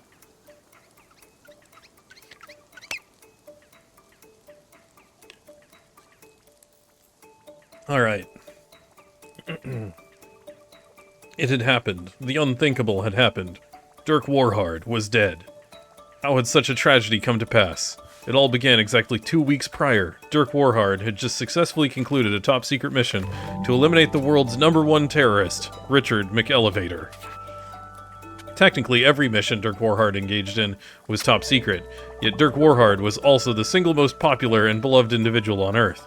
With all of his exploits cataloged extensively in a quarterly review magazine, the quarterly review magazine Warhard Weekly also included supplementary materials such as fashion model foldouts of Dirk Warhard and reader quizzes like, where would Dirk Warhard punch you to kill you instantly? Readers of the latest Warhard Weekly would learn of how Dirk Warhard had defeated the world's #1 terrorist, Richard McElevator, in a thrilling high-speed boat fight. The fight didn't actually take place on a boat, more so it featured Dirk Warhard literally lifting a boat out of the water and smashing Richard McElevator to death with it. Dirk Warhard had never killed a criminal with a boat before, and the sheer thrill of it blew his mind. In fact, days later, he was still riding a breathtaking high, yet by the weekend his adrenaline had cooled off, and the reality began to sink in that it was an experience he'd never again get to relive. After all, Richard McElevator had been the world's #1 terrorist. The next best thing Dirk Warhard could accomplish at this point would be to crush the world's #2 terrorist with a boat, and that just didn't light any sort of fire in his soul. For days he languished in a cruel depression, tortured by the joys of a life he'd never get to relive. And at last, after 2 full weeks of despair, Dirk Warhard arrived at an ingenious realization. If he were to die, then he would be able to travel to the afterlife, where he could once again defeat the world's #1 terrorist, Richard McElevator, in a high-speed afterlife boat battle. Thus, Dirk Warhard set out on a high-stakes, life-threatening mission to die. This effort proved more difficult than expected. He had spent decades training his skin to resist bullets, and building up spiritual karma to resist the magic of voodoo effigies. He drank poison every morning, guzzled poison as he was going to bed, popped poison pills periodically during missions. A doctor once said that his body was more poison than water, and that made Dirk Warhard so happy that he shot the doctor right in the kidneys. In the end, he decided to think himself to death. Dirk Warhard made it a point of pride to never think too hard about anything. And so it was perhaps the only way in which he was truly vulnerable. He began by attempting to spell long and complicated words, yet discovered that he was a natural genius at spelling. Then he decided to invent entirely new, more complex words to spell, and found he was a master at that too. Finally, he decided to invent and spell the single longest word imaginable, and that's what finally got him. The word was so long that it took him 2 weeks to spell it, after which time his brain gave out and died due to sheer hatred of letters. The last thing he yelled before blackness consumed him was, "Hell had better rule!" When Dirk Warhard came to, he was lying in an old wooden ferry, floating down a gray river surrounded on all sides by heavy brown mist. The stench of death hung in the air. Standing next to Dirk Warhard in the ferry was an ancient-looking boatman, a frail and bony figure covered from head to toe in tattered black cloth. The boatman propelled the ferry forward with a spindly wooden oar and groaned as he rowed, "Hurr, hurr." After some time, the boatman looked down at Dirk Warhard. "Oh snap, are you Dirk Warhard?" The boatman began to tremble with excitement. "Oh my, oh why, I am such a big fan. You're a freaking legend around here. A lot of the people I ferry were killed by you." And indeed, as Dirk Warhard looked around the underworld, he could see it was packed with perished souls, many of whom he had killed either intentionally, unintentionally, or both. He recognized many of the evildoers he'd put away, villains whom Dirk Warhard felt a moral responsibility to eliminate because they had wished him harm. They had wished harm on the everyday common man. But he had killed a lot of the everyday common man too, janitors, doctors, improv comedians. Dirk Warhard pursued his passion for violence with eyes unclouded by discrimination or class distinction, and in this sense, he was the most moral human to ever live. He recognized the souls of many political envoys and ambassadors whom he'd murdered, peaceful people whom he'd specifically been assigned to protect. A small voice in the back of his head wondered why he kept getting assigned to protect peaceful political envoys, but he easily crushed the doubts with his unstoppable mind. Another victory for freedom of thought. Dirk Warhard took some photos with the boatman and signed his copy of Warhard Weekly, and then the two of them proceeded down the river. As they went, still more recognizable faces of people he'd eliminated passed by. Many of the handlers who'd been assigned to him on missions, lovers of all shapes and sizes, cashiers who'd accidentally given him too much change back, driving instructors administering his driver's license exams. Dirk Warhard had tried to get his driver's license many times over the years, but his driving was so precise and so extreme that every driving instructor who'd ever ridden a car with him had spontaneously exploded from the thrill of it. His lack of a proper driver's license continued to be a point of friction between him and his agency. And at last, they passed by the face Dirk Warhard had been searching for all along. Richard McElevator, the world's #1 terrorist. Look at him standing over there, so smug and secure, thinking he's safe just because he's dead. Dirk Warhard boiled over with rage. He leapt from the ferry, then in midair, he grabbed the ferry out of the water and smashed it down upon Richard McElevator's head. The ferry splintered into 1,000 pieces, and Richard McElevator, the world's #1 terrorist, was eradicated completely from all planes of existence. The boatman, who'd been thrown from the ferry when this happened, began hooting and hollering and pumping his fist. "Yes, bro, yes, just like that. That's how we do it in this house."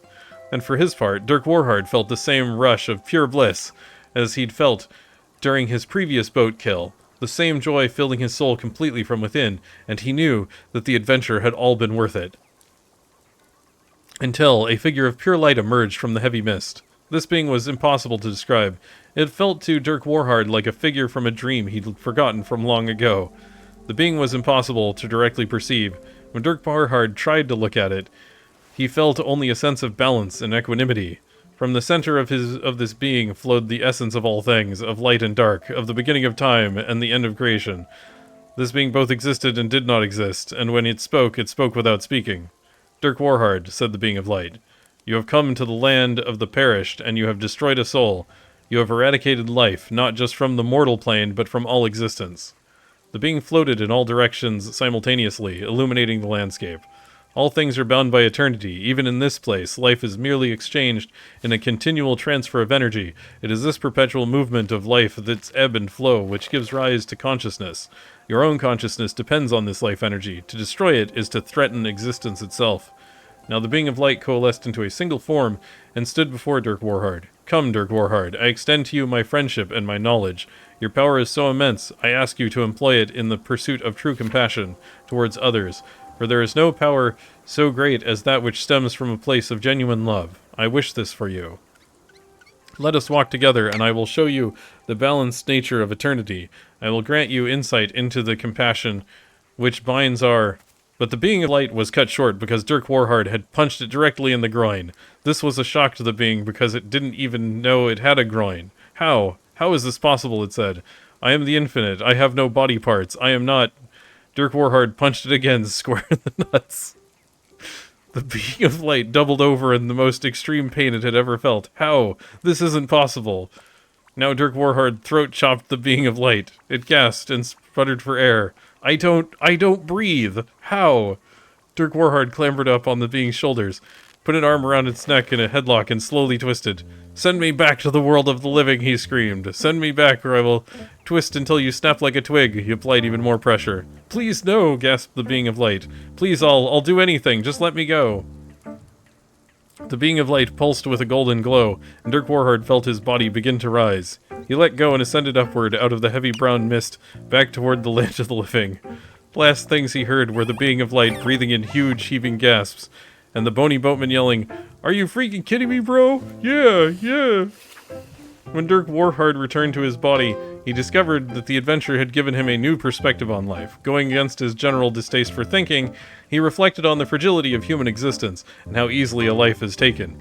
He felt a weight in his chest when he thought about all of those perished souls who'd never again breathe fresh air, who'd never walk in the grass nor spend cherished time with the ones they love. And so, with this new outlook on mortality, Dirk Warhard decided that he would live forever. After all, he'd already been to the afterlife once, and to be honest, it kind of sucked, so he'd rather not go back again. This was a huge relief to decide, because it solved a lot of problems, and he felt the weight in his chest lift completely. With another successful mission behind him, he sat down to begin describing his new perspective on life and mortality for his column in Warhard Weekly. He was also the editor-in-chief of Warhard Weekly, so he'd have to be up all night editing and revising his own writing, not to mention inventing a whole new host of complex words, but that was just the way he liked it. He grinned. Damn, it's good to be alive. It was just another typical day for Dirk Warhard. Uh-huh. That book definitely happened. Right. Put the last book in the library. What are you doing up there? Get down.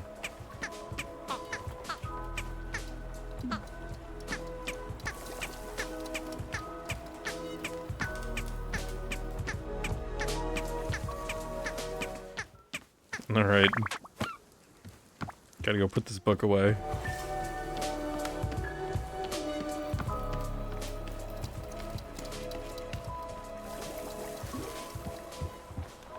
Alright. All the books are on the shelves. Let's see if we can make this thing. Okay. Requests. Cold water, dupe shroom, vapor sprout, color swap puff pod, blue loop, T-ball. Wait 1 minute, T-ball. So I need 2 T-balls.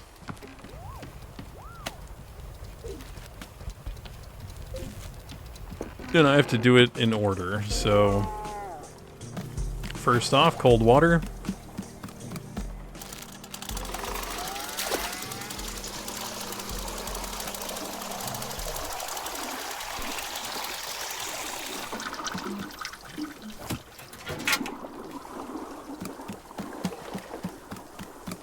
Okay.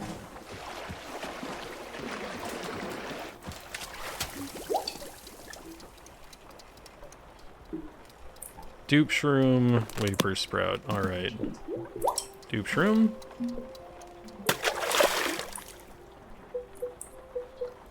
Wafer sprout.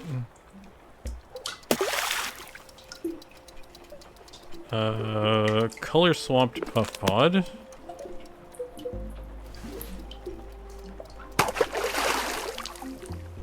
Blue loop T-ball. Okay, blue loop. I'm gonna set a timer real quick. I'm gonna set up a timer since we have to wait a minute. Alright, I've got 1 minute ready to go. Okay, so we've got... Alright, T-ball. And we start the timer. Okay, that looks cool already. Just with those combined.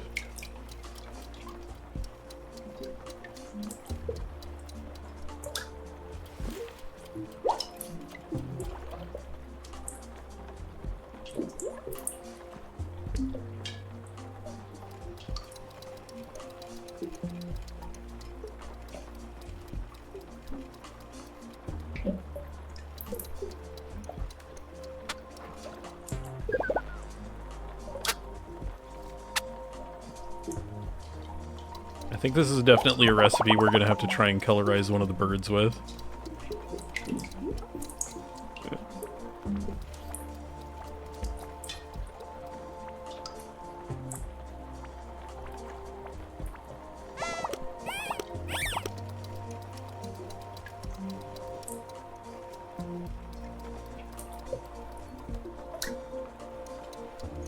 Alright, that's been a minute.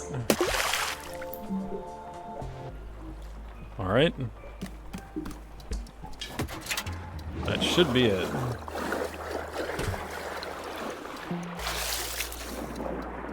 Hopefully that's correct. It does look really cool though. Alright. Good cup for it. Use this one.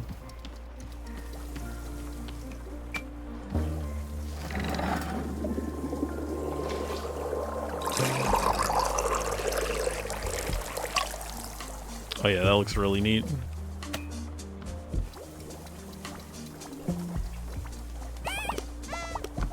Hey bird, have some of this.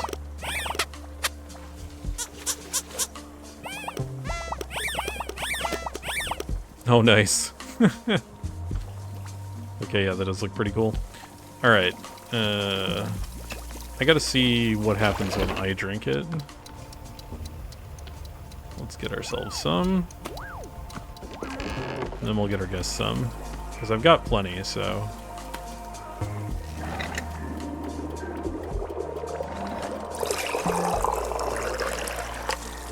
Nice, perfect pour. Let's go. What happens when we drink this?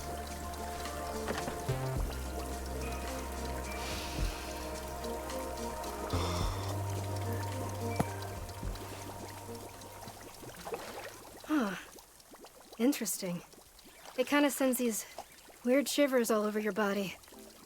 But it's not unpleasant. It's sort of, I don't know, invigorating? Like I could stand up and dance or something. Yeah, okay. I can see how you'd use this in a big ritual. It's making me a little jittery and ready to move. Weird. Wow, and now the feeling is just totally gone. You need to keep drinking this stuff pretty regularly to make it through a whole ceremony.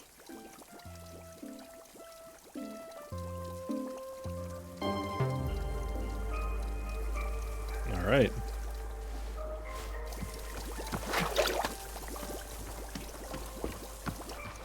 Okay. Grab a cup for our guest.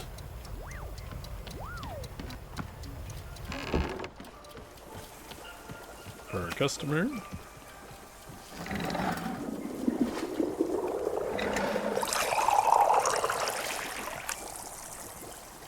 All right.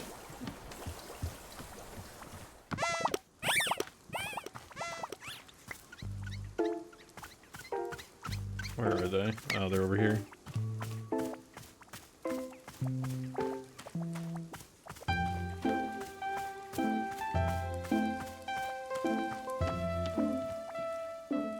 But before that, we have another ad break, so we shall be back in a couple of minutes. Don't go away, we'll be right back in a little bit.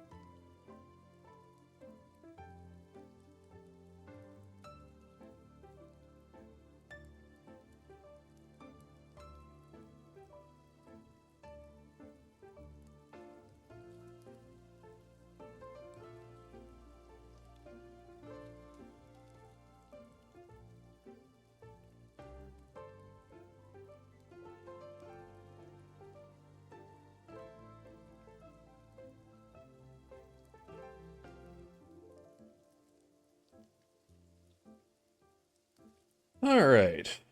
And we're back.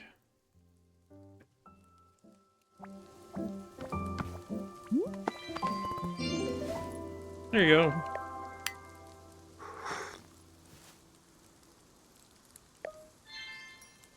John, there's been so loved to brew as such. And brew it does, some. You're welcome? Welcome indeed. An easy blessing begotten heavy minds. 'Tis brew most lovely. I call upon her dreams. Light begotten light, rest. Very most grateful for it, love. What brings you to this forest? Oh, calling upon lovely tree woods. So as us of old aeon comes forth toward quite often like. Can't help it, no. Couldn't stop if truly wanted. 'Tis tree woods most coveted, indeed. Share feelings it, yes? The pullingness, my love, it stirs my heart. Pullingness? Yeah, feels it too. The pulling, the ripping. 'Twere pieces of myself removed from, made fragment. Feels it all about here, it does. Yes'm. What are you here to do? Why is there a pullingness here? What are you here to do? To do? Why, goodnessly, only here to be. Just to be, yes, indeed well. Wishes to be here for as many passing days. Is all's we ever wanting us. To feels what ancient pulling does for tender heart's glow. Necessary like, yes, a fragment what keeps all's every stuff together. Oh. Love, cheer face. Most wandering, cloudy like 'tis. Ah, but wanderings eases blessings, yes? Shan't be deeper worsening shes worries, no? Very much unkind friendly, that. Here, love. Let us be looking upon picture instead. 'Tis a moist joyful one. D'ye sees? The very home dwelling made myself upon old Aeon. Ah, sweet friendly like. A most ancient home dwelling 'tis, but most loved, warm-hearted, warm-hearthed be the dream space, yeah? Ah, yes. There within's the making. So's indeed. Ah, she catches me going on and on. A favorite of pictures, this. You'll take it, won't you? A bestowal, a a gift. Sure, thank you.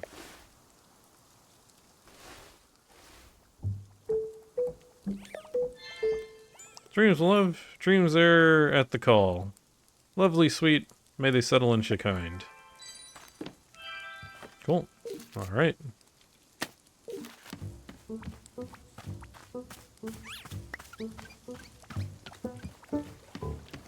I gotta clean this mug and put this picture up. Then I gotta finish putting plants in here.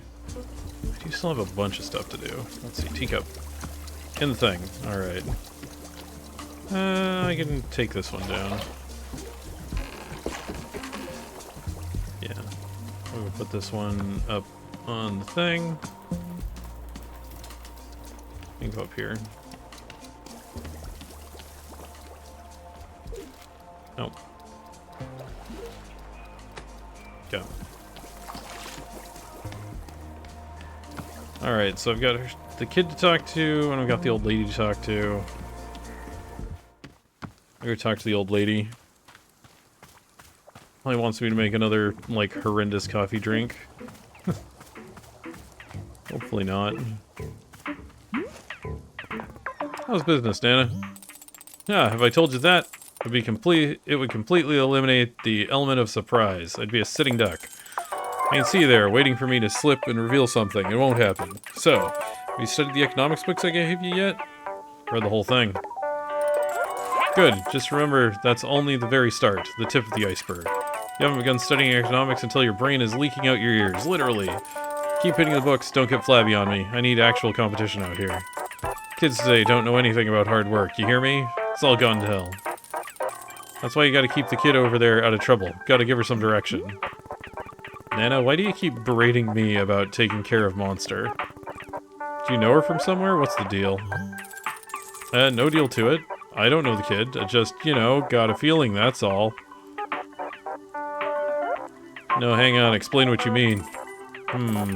Look, I'll tell you something here, but you gotta keep it between us. Deal? I see things, Kay. I got a type of vision. Ain't like the way most folks see things. The big fella over there been helping you out. He sees things too. He's got an eye for what people need. See, the adults are already pulled into the station. We got our ducks in a row. That kid over there has, well, let's just say she's got a potential. Could go a bunch of different ways. And old Nana happens to have an eye for the ugly ways it could go. What do you see? Don't you worry. I ain't a fortune teller. Just got a vibe, that's all. All I'm saying is, a person needs direction, or things get ugly, and I seen real ugly.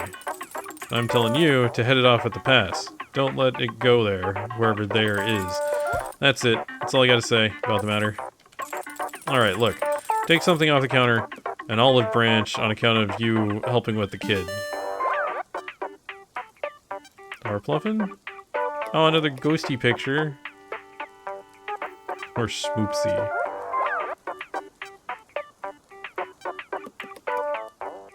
I mean, I do really like the ghosty picture, but do I need more mugs? More cups? I suppose I can get more cups. Let's get the picture. Thanks, Nana. Don't say I did nothing for you. Actually, scratch that. Please say I did nothing for you. Last thing I need over here is to be seen as some kind of charity case. Pah, never again.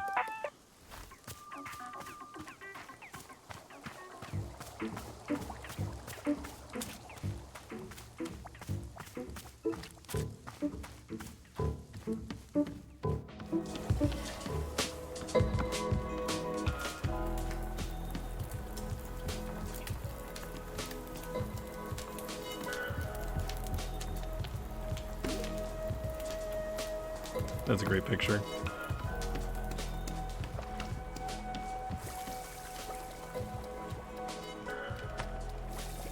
Yeah.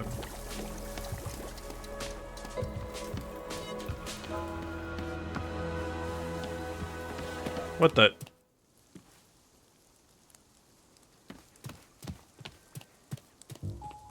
Don't like the weird glow around the kid.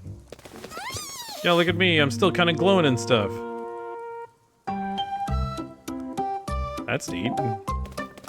Yeah, I'm definitely not that strong anymore, though, which sucks. But being big and strong was so cool. Is that what you get like when you're fighting? You mean do I glow and gain magical strength? Yeah. Fortunately, no, but it sounds cool. Aw, dang. You should be huge and glowing. That would be so neat. You feel okay after all that? In the forest? It was pretty intense. Yeah, I'm good. I was just kind of tired for a bit. But now I feel good again. So, did you see another you and me? When we were out there in the forest? Like a duplicate version of each of us? And they glowed and talked? No, I don't think so. I didn't see anything. Sounds cool, though. I want to see ghost versions of us. Right, okay. Well, okay then. I'm gonna go see if I've got superpowers from this black glowing stuff. Would you like a cup of tea? Yeah. What flavor do you want? Same as before? Yeah, make it taste like Commander Crispies. Alright, we'll do. Okay, so that was... I still should have the parts around. Let's see. Breakfast cereal, sugar. Oh, just breakfast cereal and sugar, minus the dirt. Okay. I think it's... Pretty sure it's whaling fruit and the... Where was the other one? I know I had more of the other one somewhere. Is it over here where I was growing it? Yeah, here it is.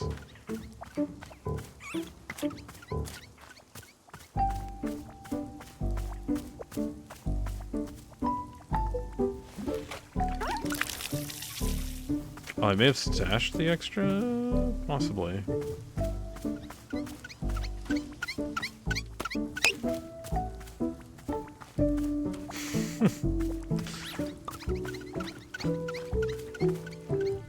Alright, breakfast cereal and sugar. I think that's... I'm gonna double check.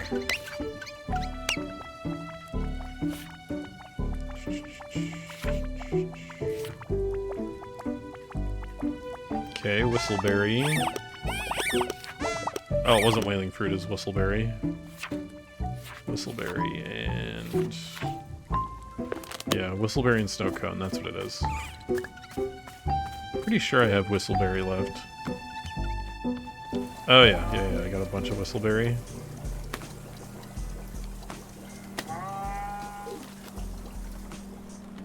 Okay.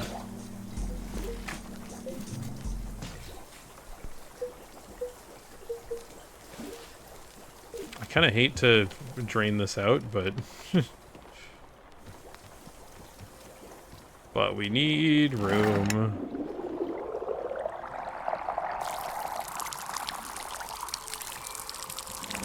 That stuff was ridiculously difficult to make. Alright, I need a T-ball.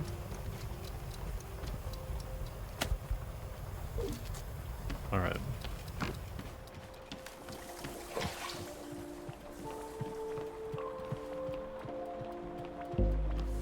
Okay.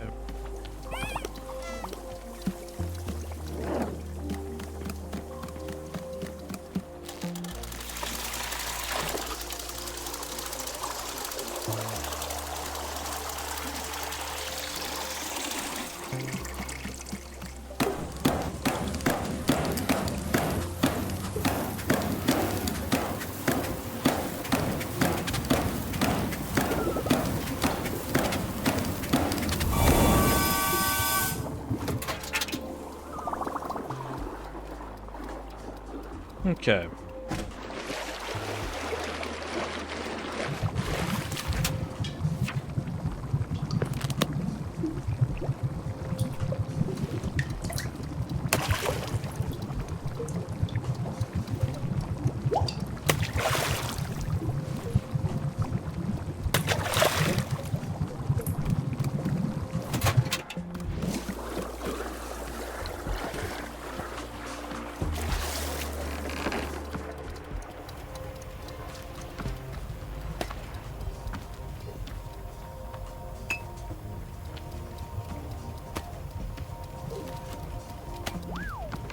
Okay.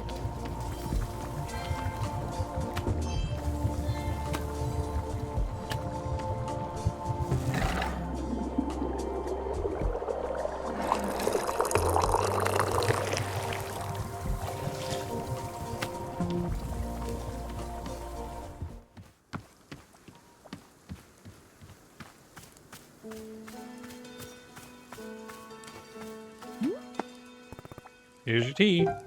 Okay. What do you think? Yes, it's Commander Crispy's again. Do you know the Commander Crispy's theme song? He's got a song, and all his cadets sing it. I memorized the song because of how intelligent I am. Oh. Just let her sing the theme song. Oh, we're the Crispy Cadets on a mission to space. We're serving up a breakfast of galactic good taste. So 3, 2, 1, are you ready? Get set. Cleared for launch, you are now a Crispy Cadet. Really speaks to the majesty of outer space. No, it's a stupid song about cereal, it's dumb. Hey monster, so... it's possible that I'll actually have to leave soon. And, you know, if that happened, I wouldn't be around to talk to you anymore. Oh. And,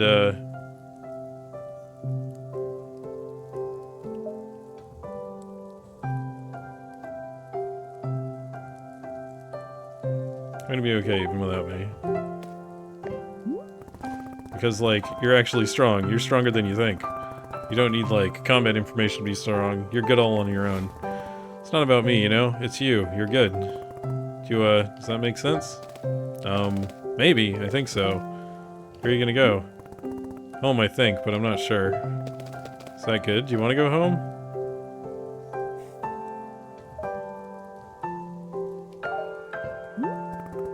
Definitely did at one point, but for some reason right now I don't feel that way. It's weird. Point is, sometimes people say goodbye and it's okay, right? Does that make sense? It's not about you. You're good. You're good, okay? I'm good. Yes, exactly. You're good. Okay, yeah, I trust you. What is it? Nah, it's nothing. Okay, I gotta go. Alright, I'll see you around. Okay, where's the... oh, sitting upstairs.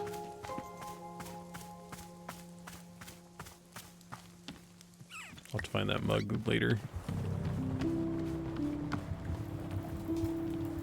Unless she actually sets it in here on the table. Gonna set it on the table? Yes! Alright, good. Oh, made it. Just made it. Alright.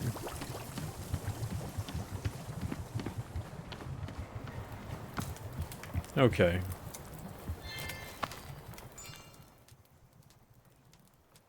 Love, you feels it? Most deepest of fragments. A great pull, a rifting like, torrent of much long ago now. Aye, this, the feeling, 'tis a calling purpose to feel this. To be...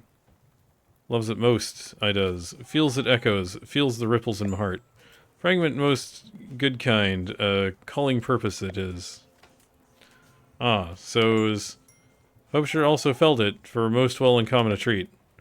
'Tis all, my love, 'tis all. Okay.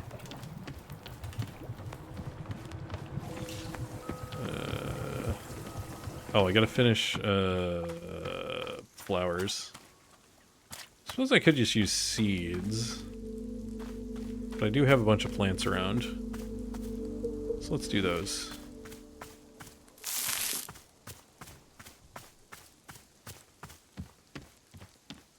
Okay, what are the pot? Oh, that pot needs one.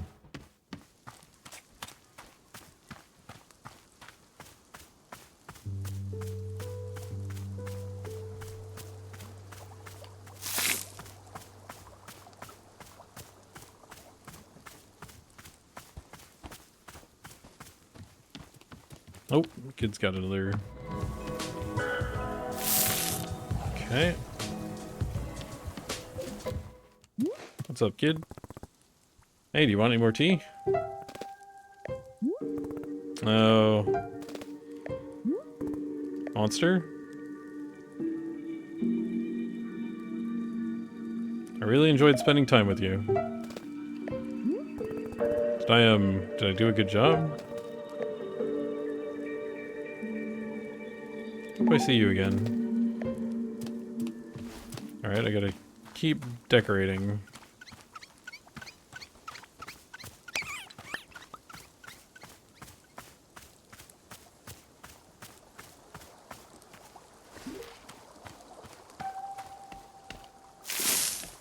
Okay.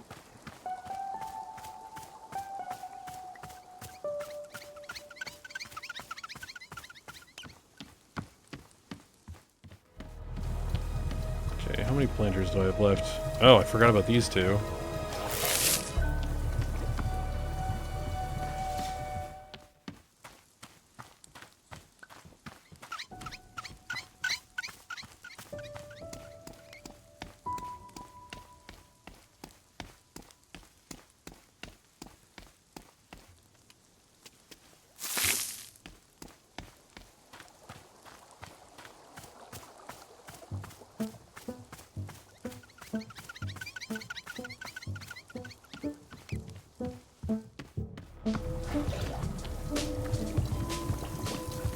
Oh no, you put it in here.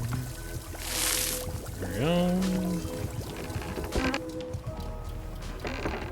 Well, there's a pot there too. Man, there are a lot of pots inside. Can I pick up this one? I can. Okay, cool.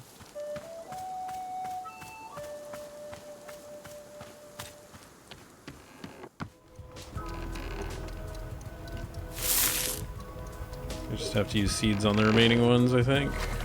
Just for efficiency. Oh, I've got these three left. Put a green one.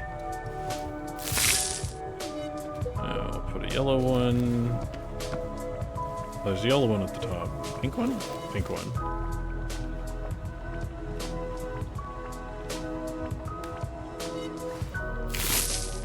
There we go. Alright, what other pots do I have? Oh, one up here. Alright. Put a yellow one up here. Yeah, two yellow ones, sure. Is that all of them? Oh no, I got one here in the corner. That's a green, right?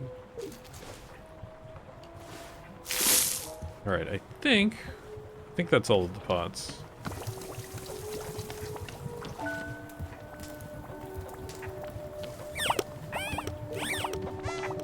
pretty sure that's all the pots.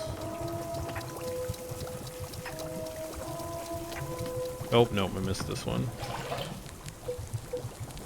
Let's go blue. There we go. Alright. Alright, that's all of the pots. Boro, it's done. Monster isn't talking anymore. Oh, I see. Indeed, Boro noticed you are looking somewhat ashen. How are you feeling?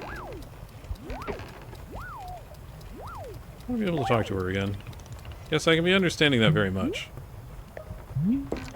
Well then, I am thinking it is time we convene at the shrine once again. I will see you there in just a moment. I wanted to tell you I finished decorating the thing, but maybe it won't let me do that. Who knows? Yeah, watering can's full enough.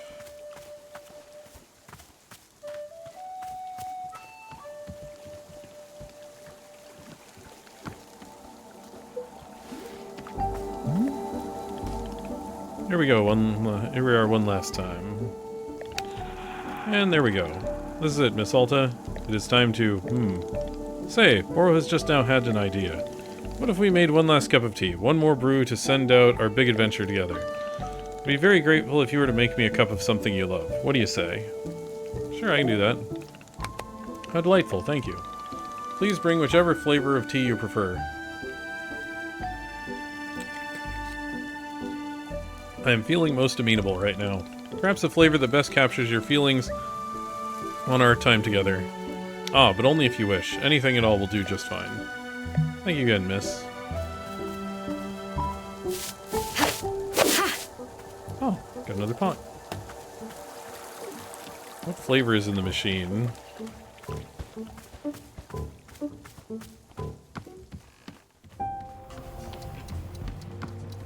I think it's still... Yeah, the...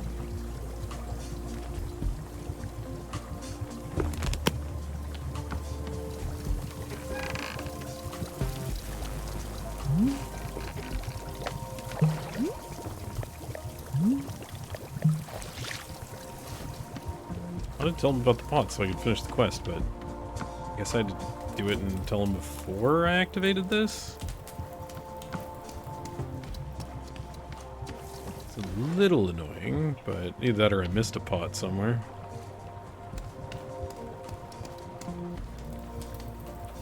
Which is possible.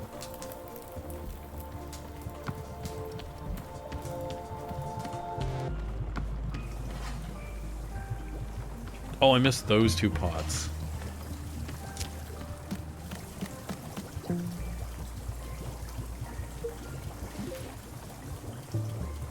What the...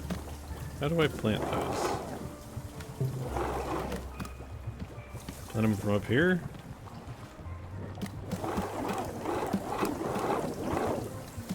Can I not plant those? Do I have to plant them with the pot? You have to plant them with the pot? Weird.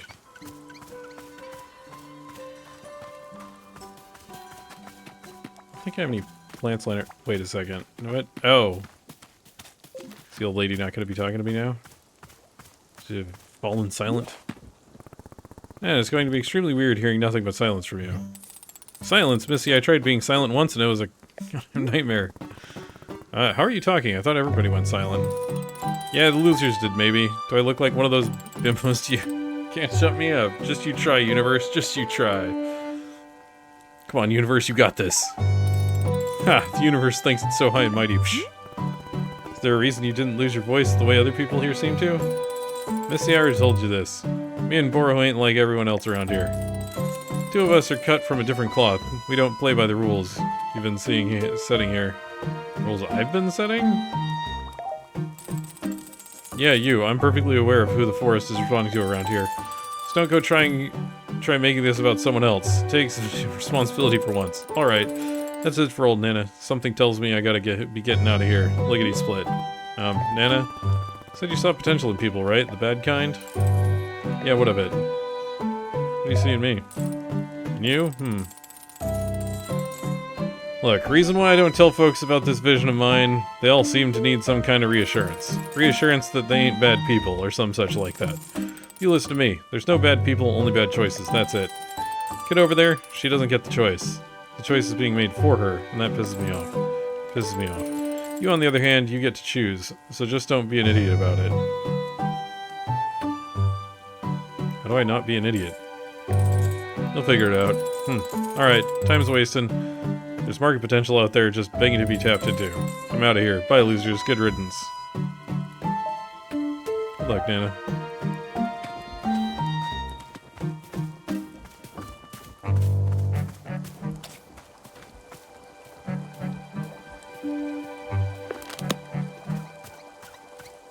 Right, I need to get a plant in the plant pot, I think. Maybe.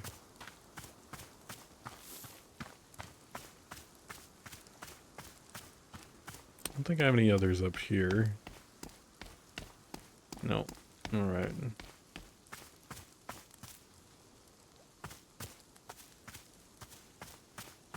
Oh, there is one. Okay.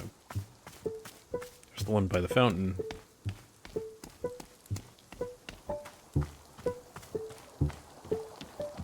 Oh, there's one here too. Do I have 2 plant pots? I do have 2 plant pots. Alright. Okay.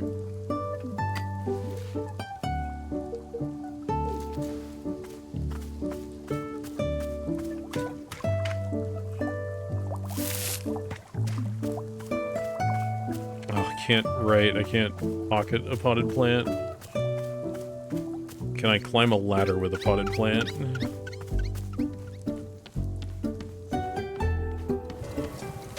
I can. But I can't put it into the thing. Okay, so there's like no way to interact with that?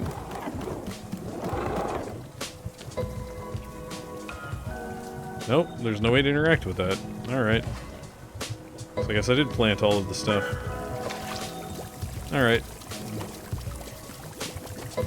Well, let's see. So, currently, what do we have?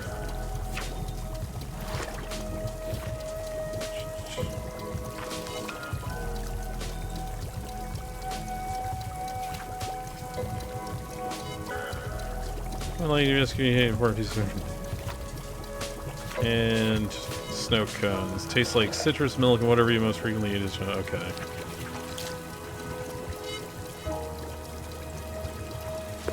I'm gonna make some Azzy fruit. That's what I'm gonna do. I could use this, but... eh.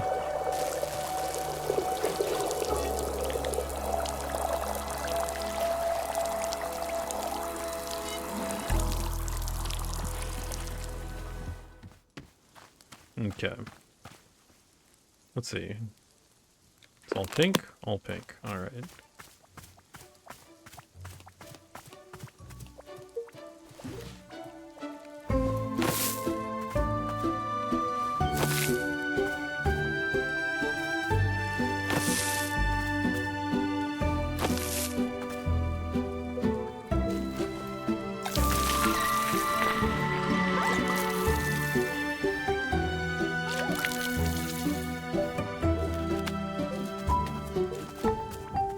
What are the ones we have?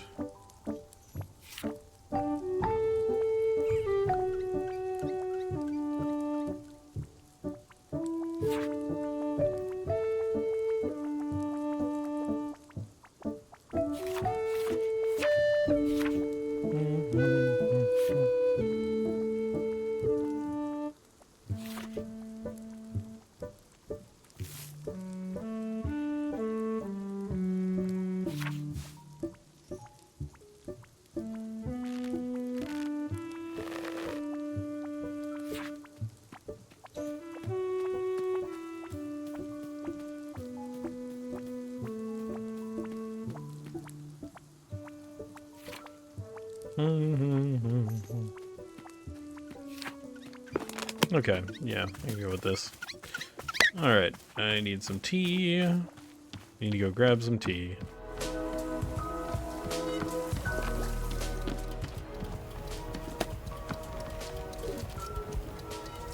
Have any other quests? Nope.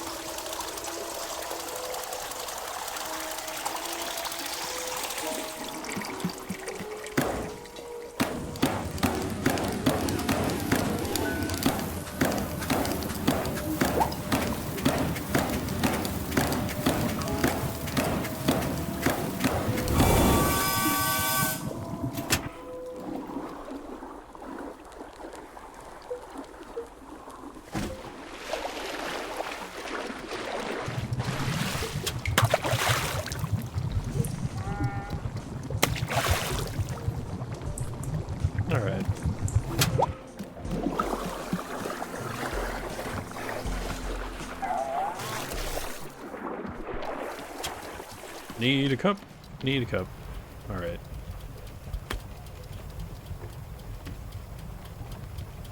Actually, we haven't used this cup yet, so let's use our one we got from the store.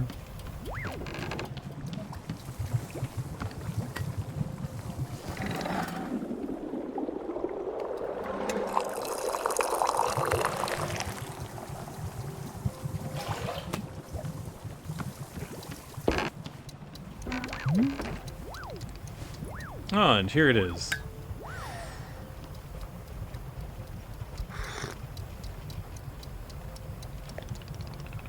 Can I taste Azzy fruits? What fun to think of one's best friend.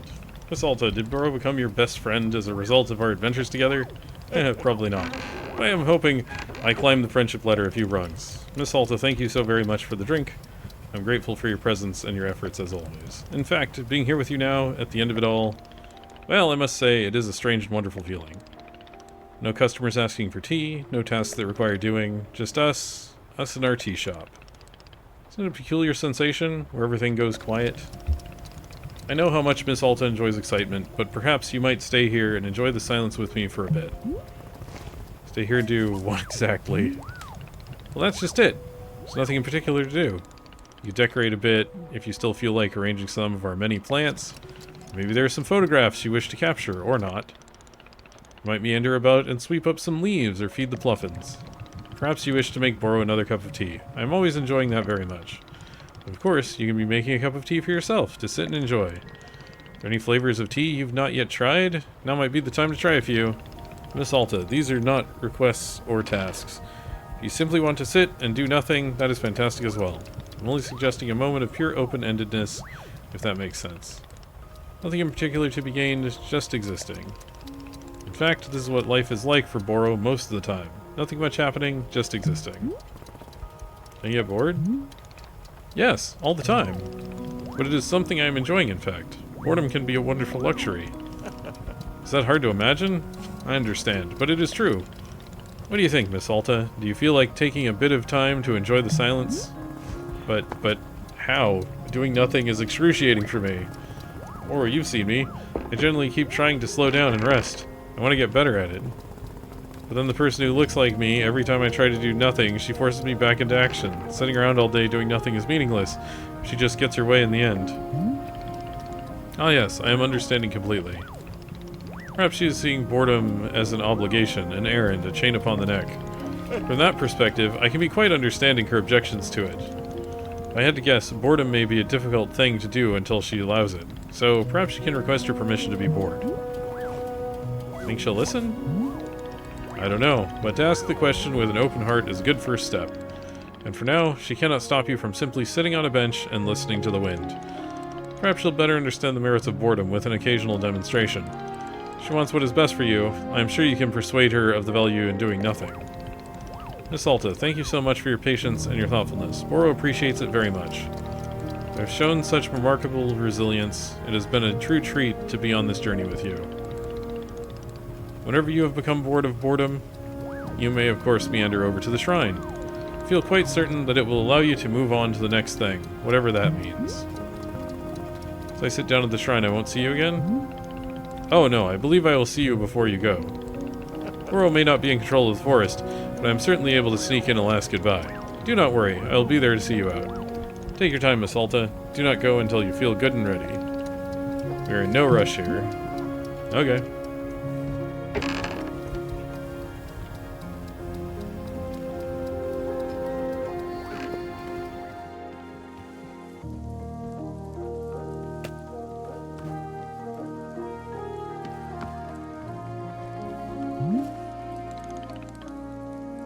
Hello, miss. How's your boredom going?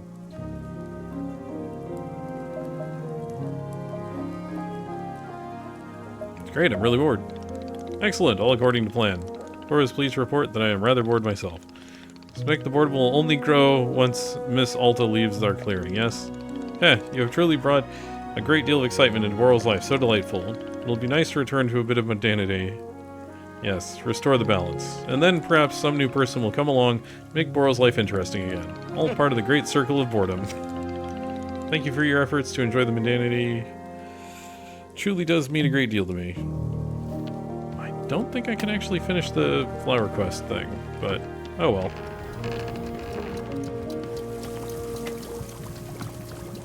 I feel like those pots probably count, but it won't let me put flowers in them, so... oh well.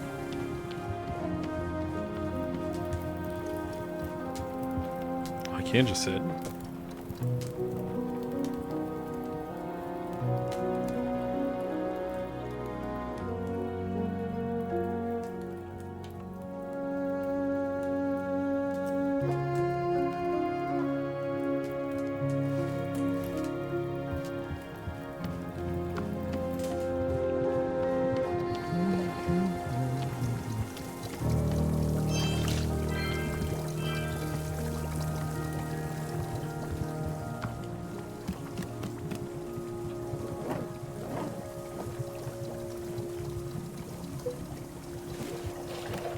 Oh, I can. Okay, it's just really finicky about positioning. It's really finicky. Okay. There we go. Okay. That should be the last two. Now can I turn this in?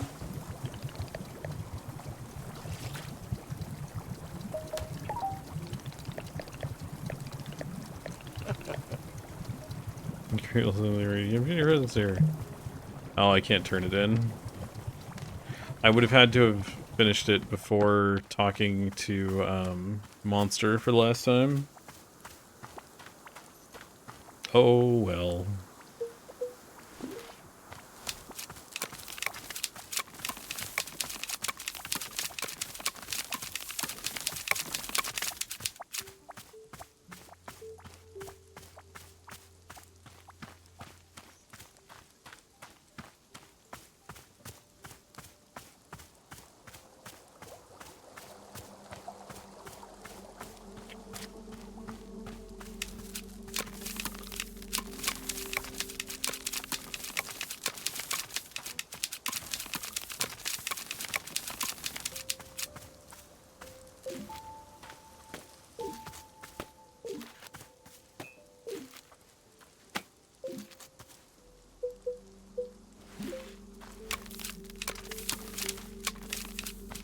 What the?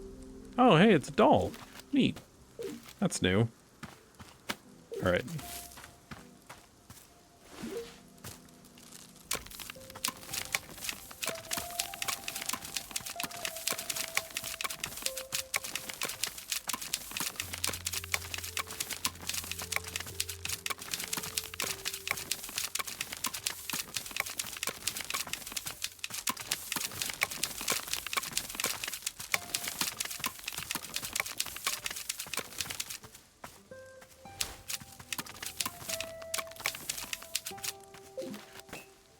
Another cup.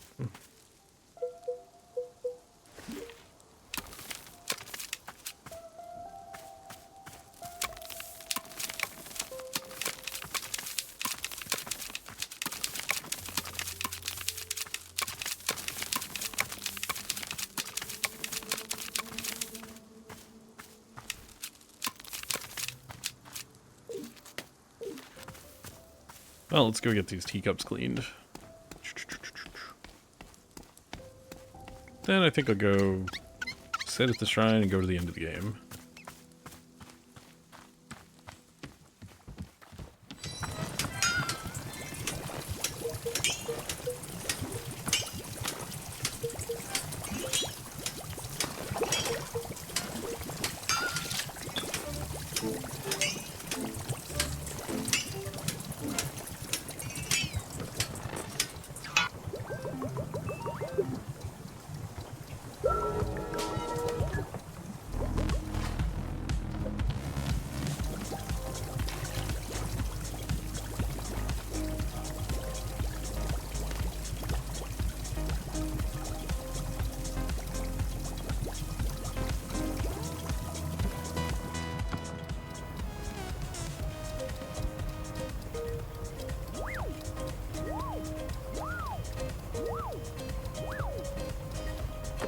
Wait here for the cups to dry.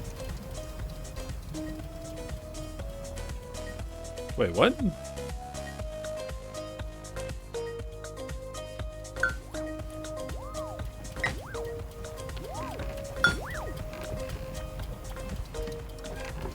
Wait, monster as a quest?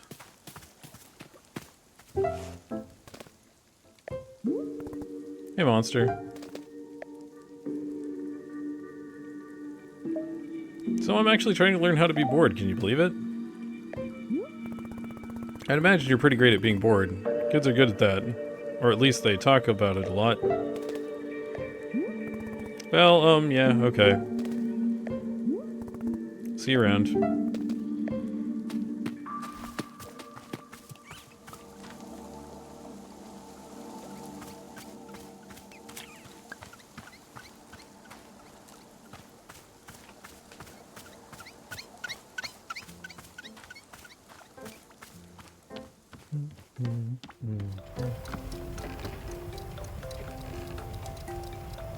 So many cool cups. Alright, well...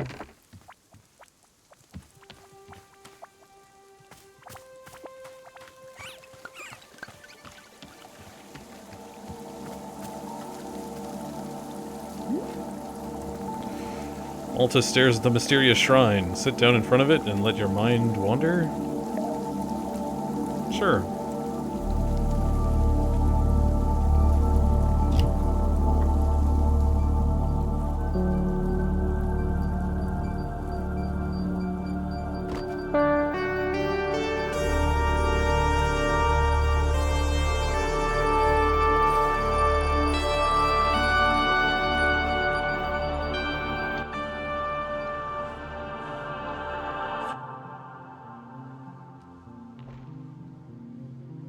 Hey, are you there?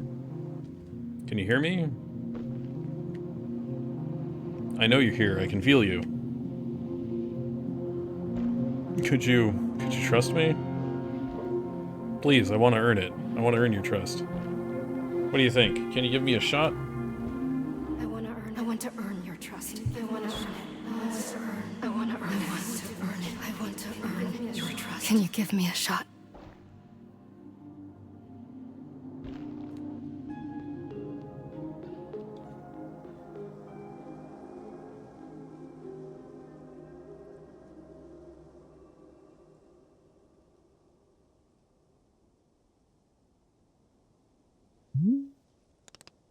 Well, well. There it is. We're done. Miss Alta, I believe the forest will now be sending you off. So, I'm just going back? Everything returns to how it was? Well, I can tell you for certain that you will be leaving these woods. But whether it goes back to how it was, that will be up to you.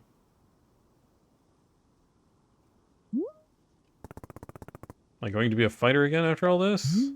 Well, from Boro's perspective, I'm certainly thinking it's possible, if it's something you want. But what do you think, Miss Alta? Do you feel that you are going to become a fighter again? I'm not sure. Do I have to decide right now? Not at all. In fact, perhaps it is a good thing to never truly know. I'm very proud of you, Miss Alta. Boro has very much enjoyed your company here in the clearing. Whatever comes next is up to you, and I trust you to be making the good decisions. Once I leave, will I ever see you again? Oh, I should very much be thinking so. But not right away. In time, the forest will always invite you back. You're a weird dude, Boro. I've enjoyed spending time with you. Miss Alta, to hear you say so is a joy upon my soul. Thank you very much. And you. So, what do you say? Are you feeling ready? It's up to you. We will not move on until you have decided it is time.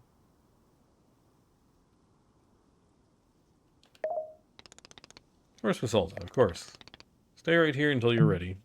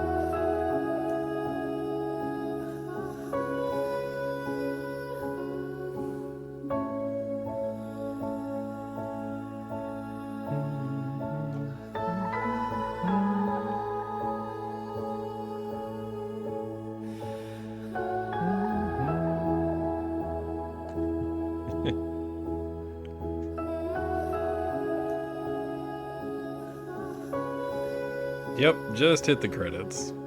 You know.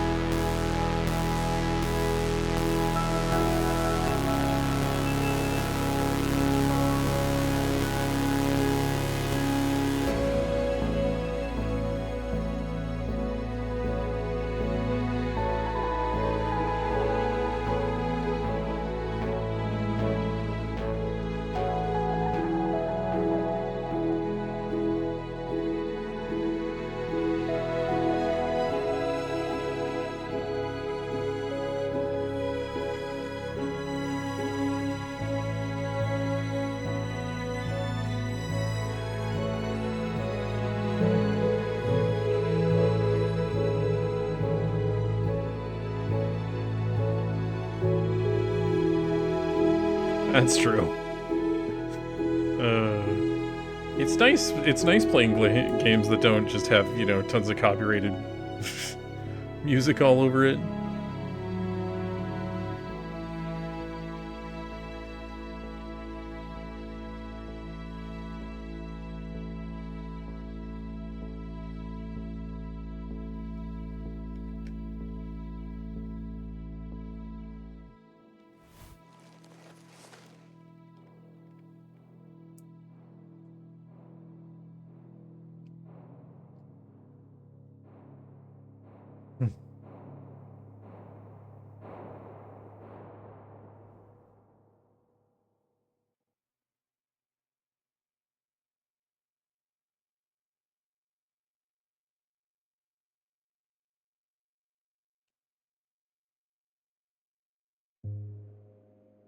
All right.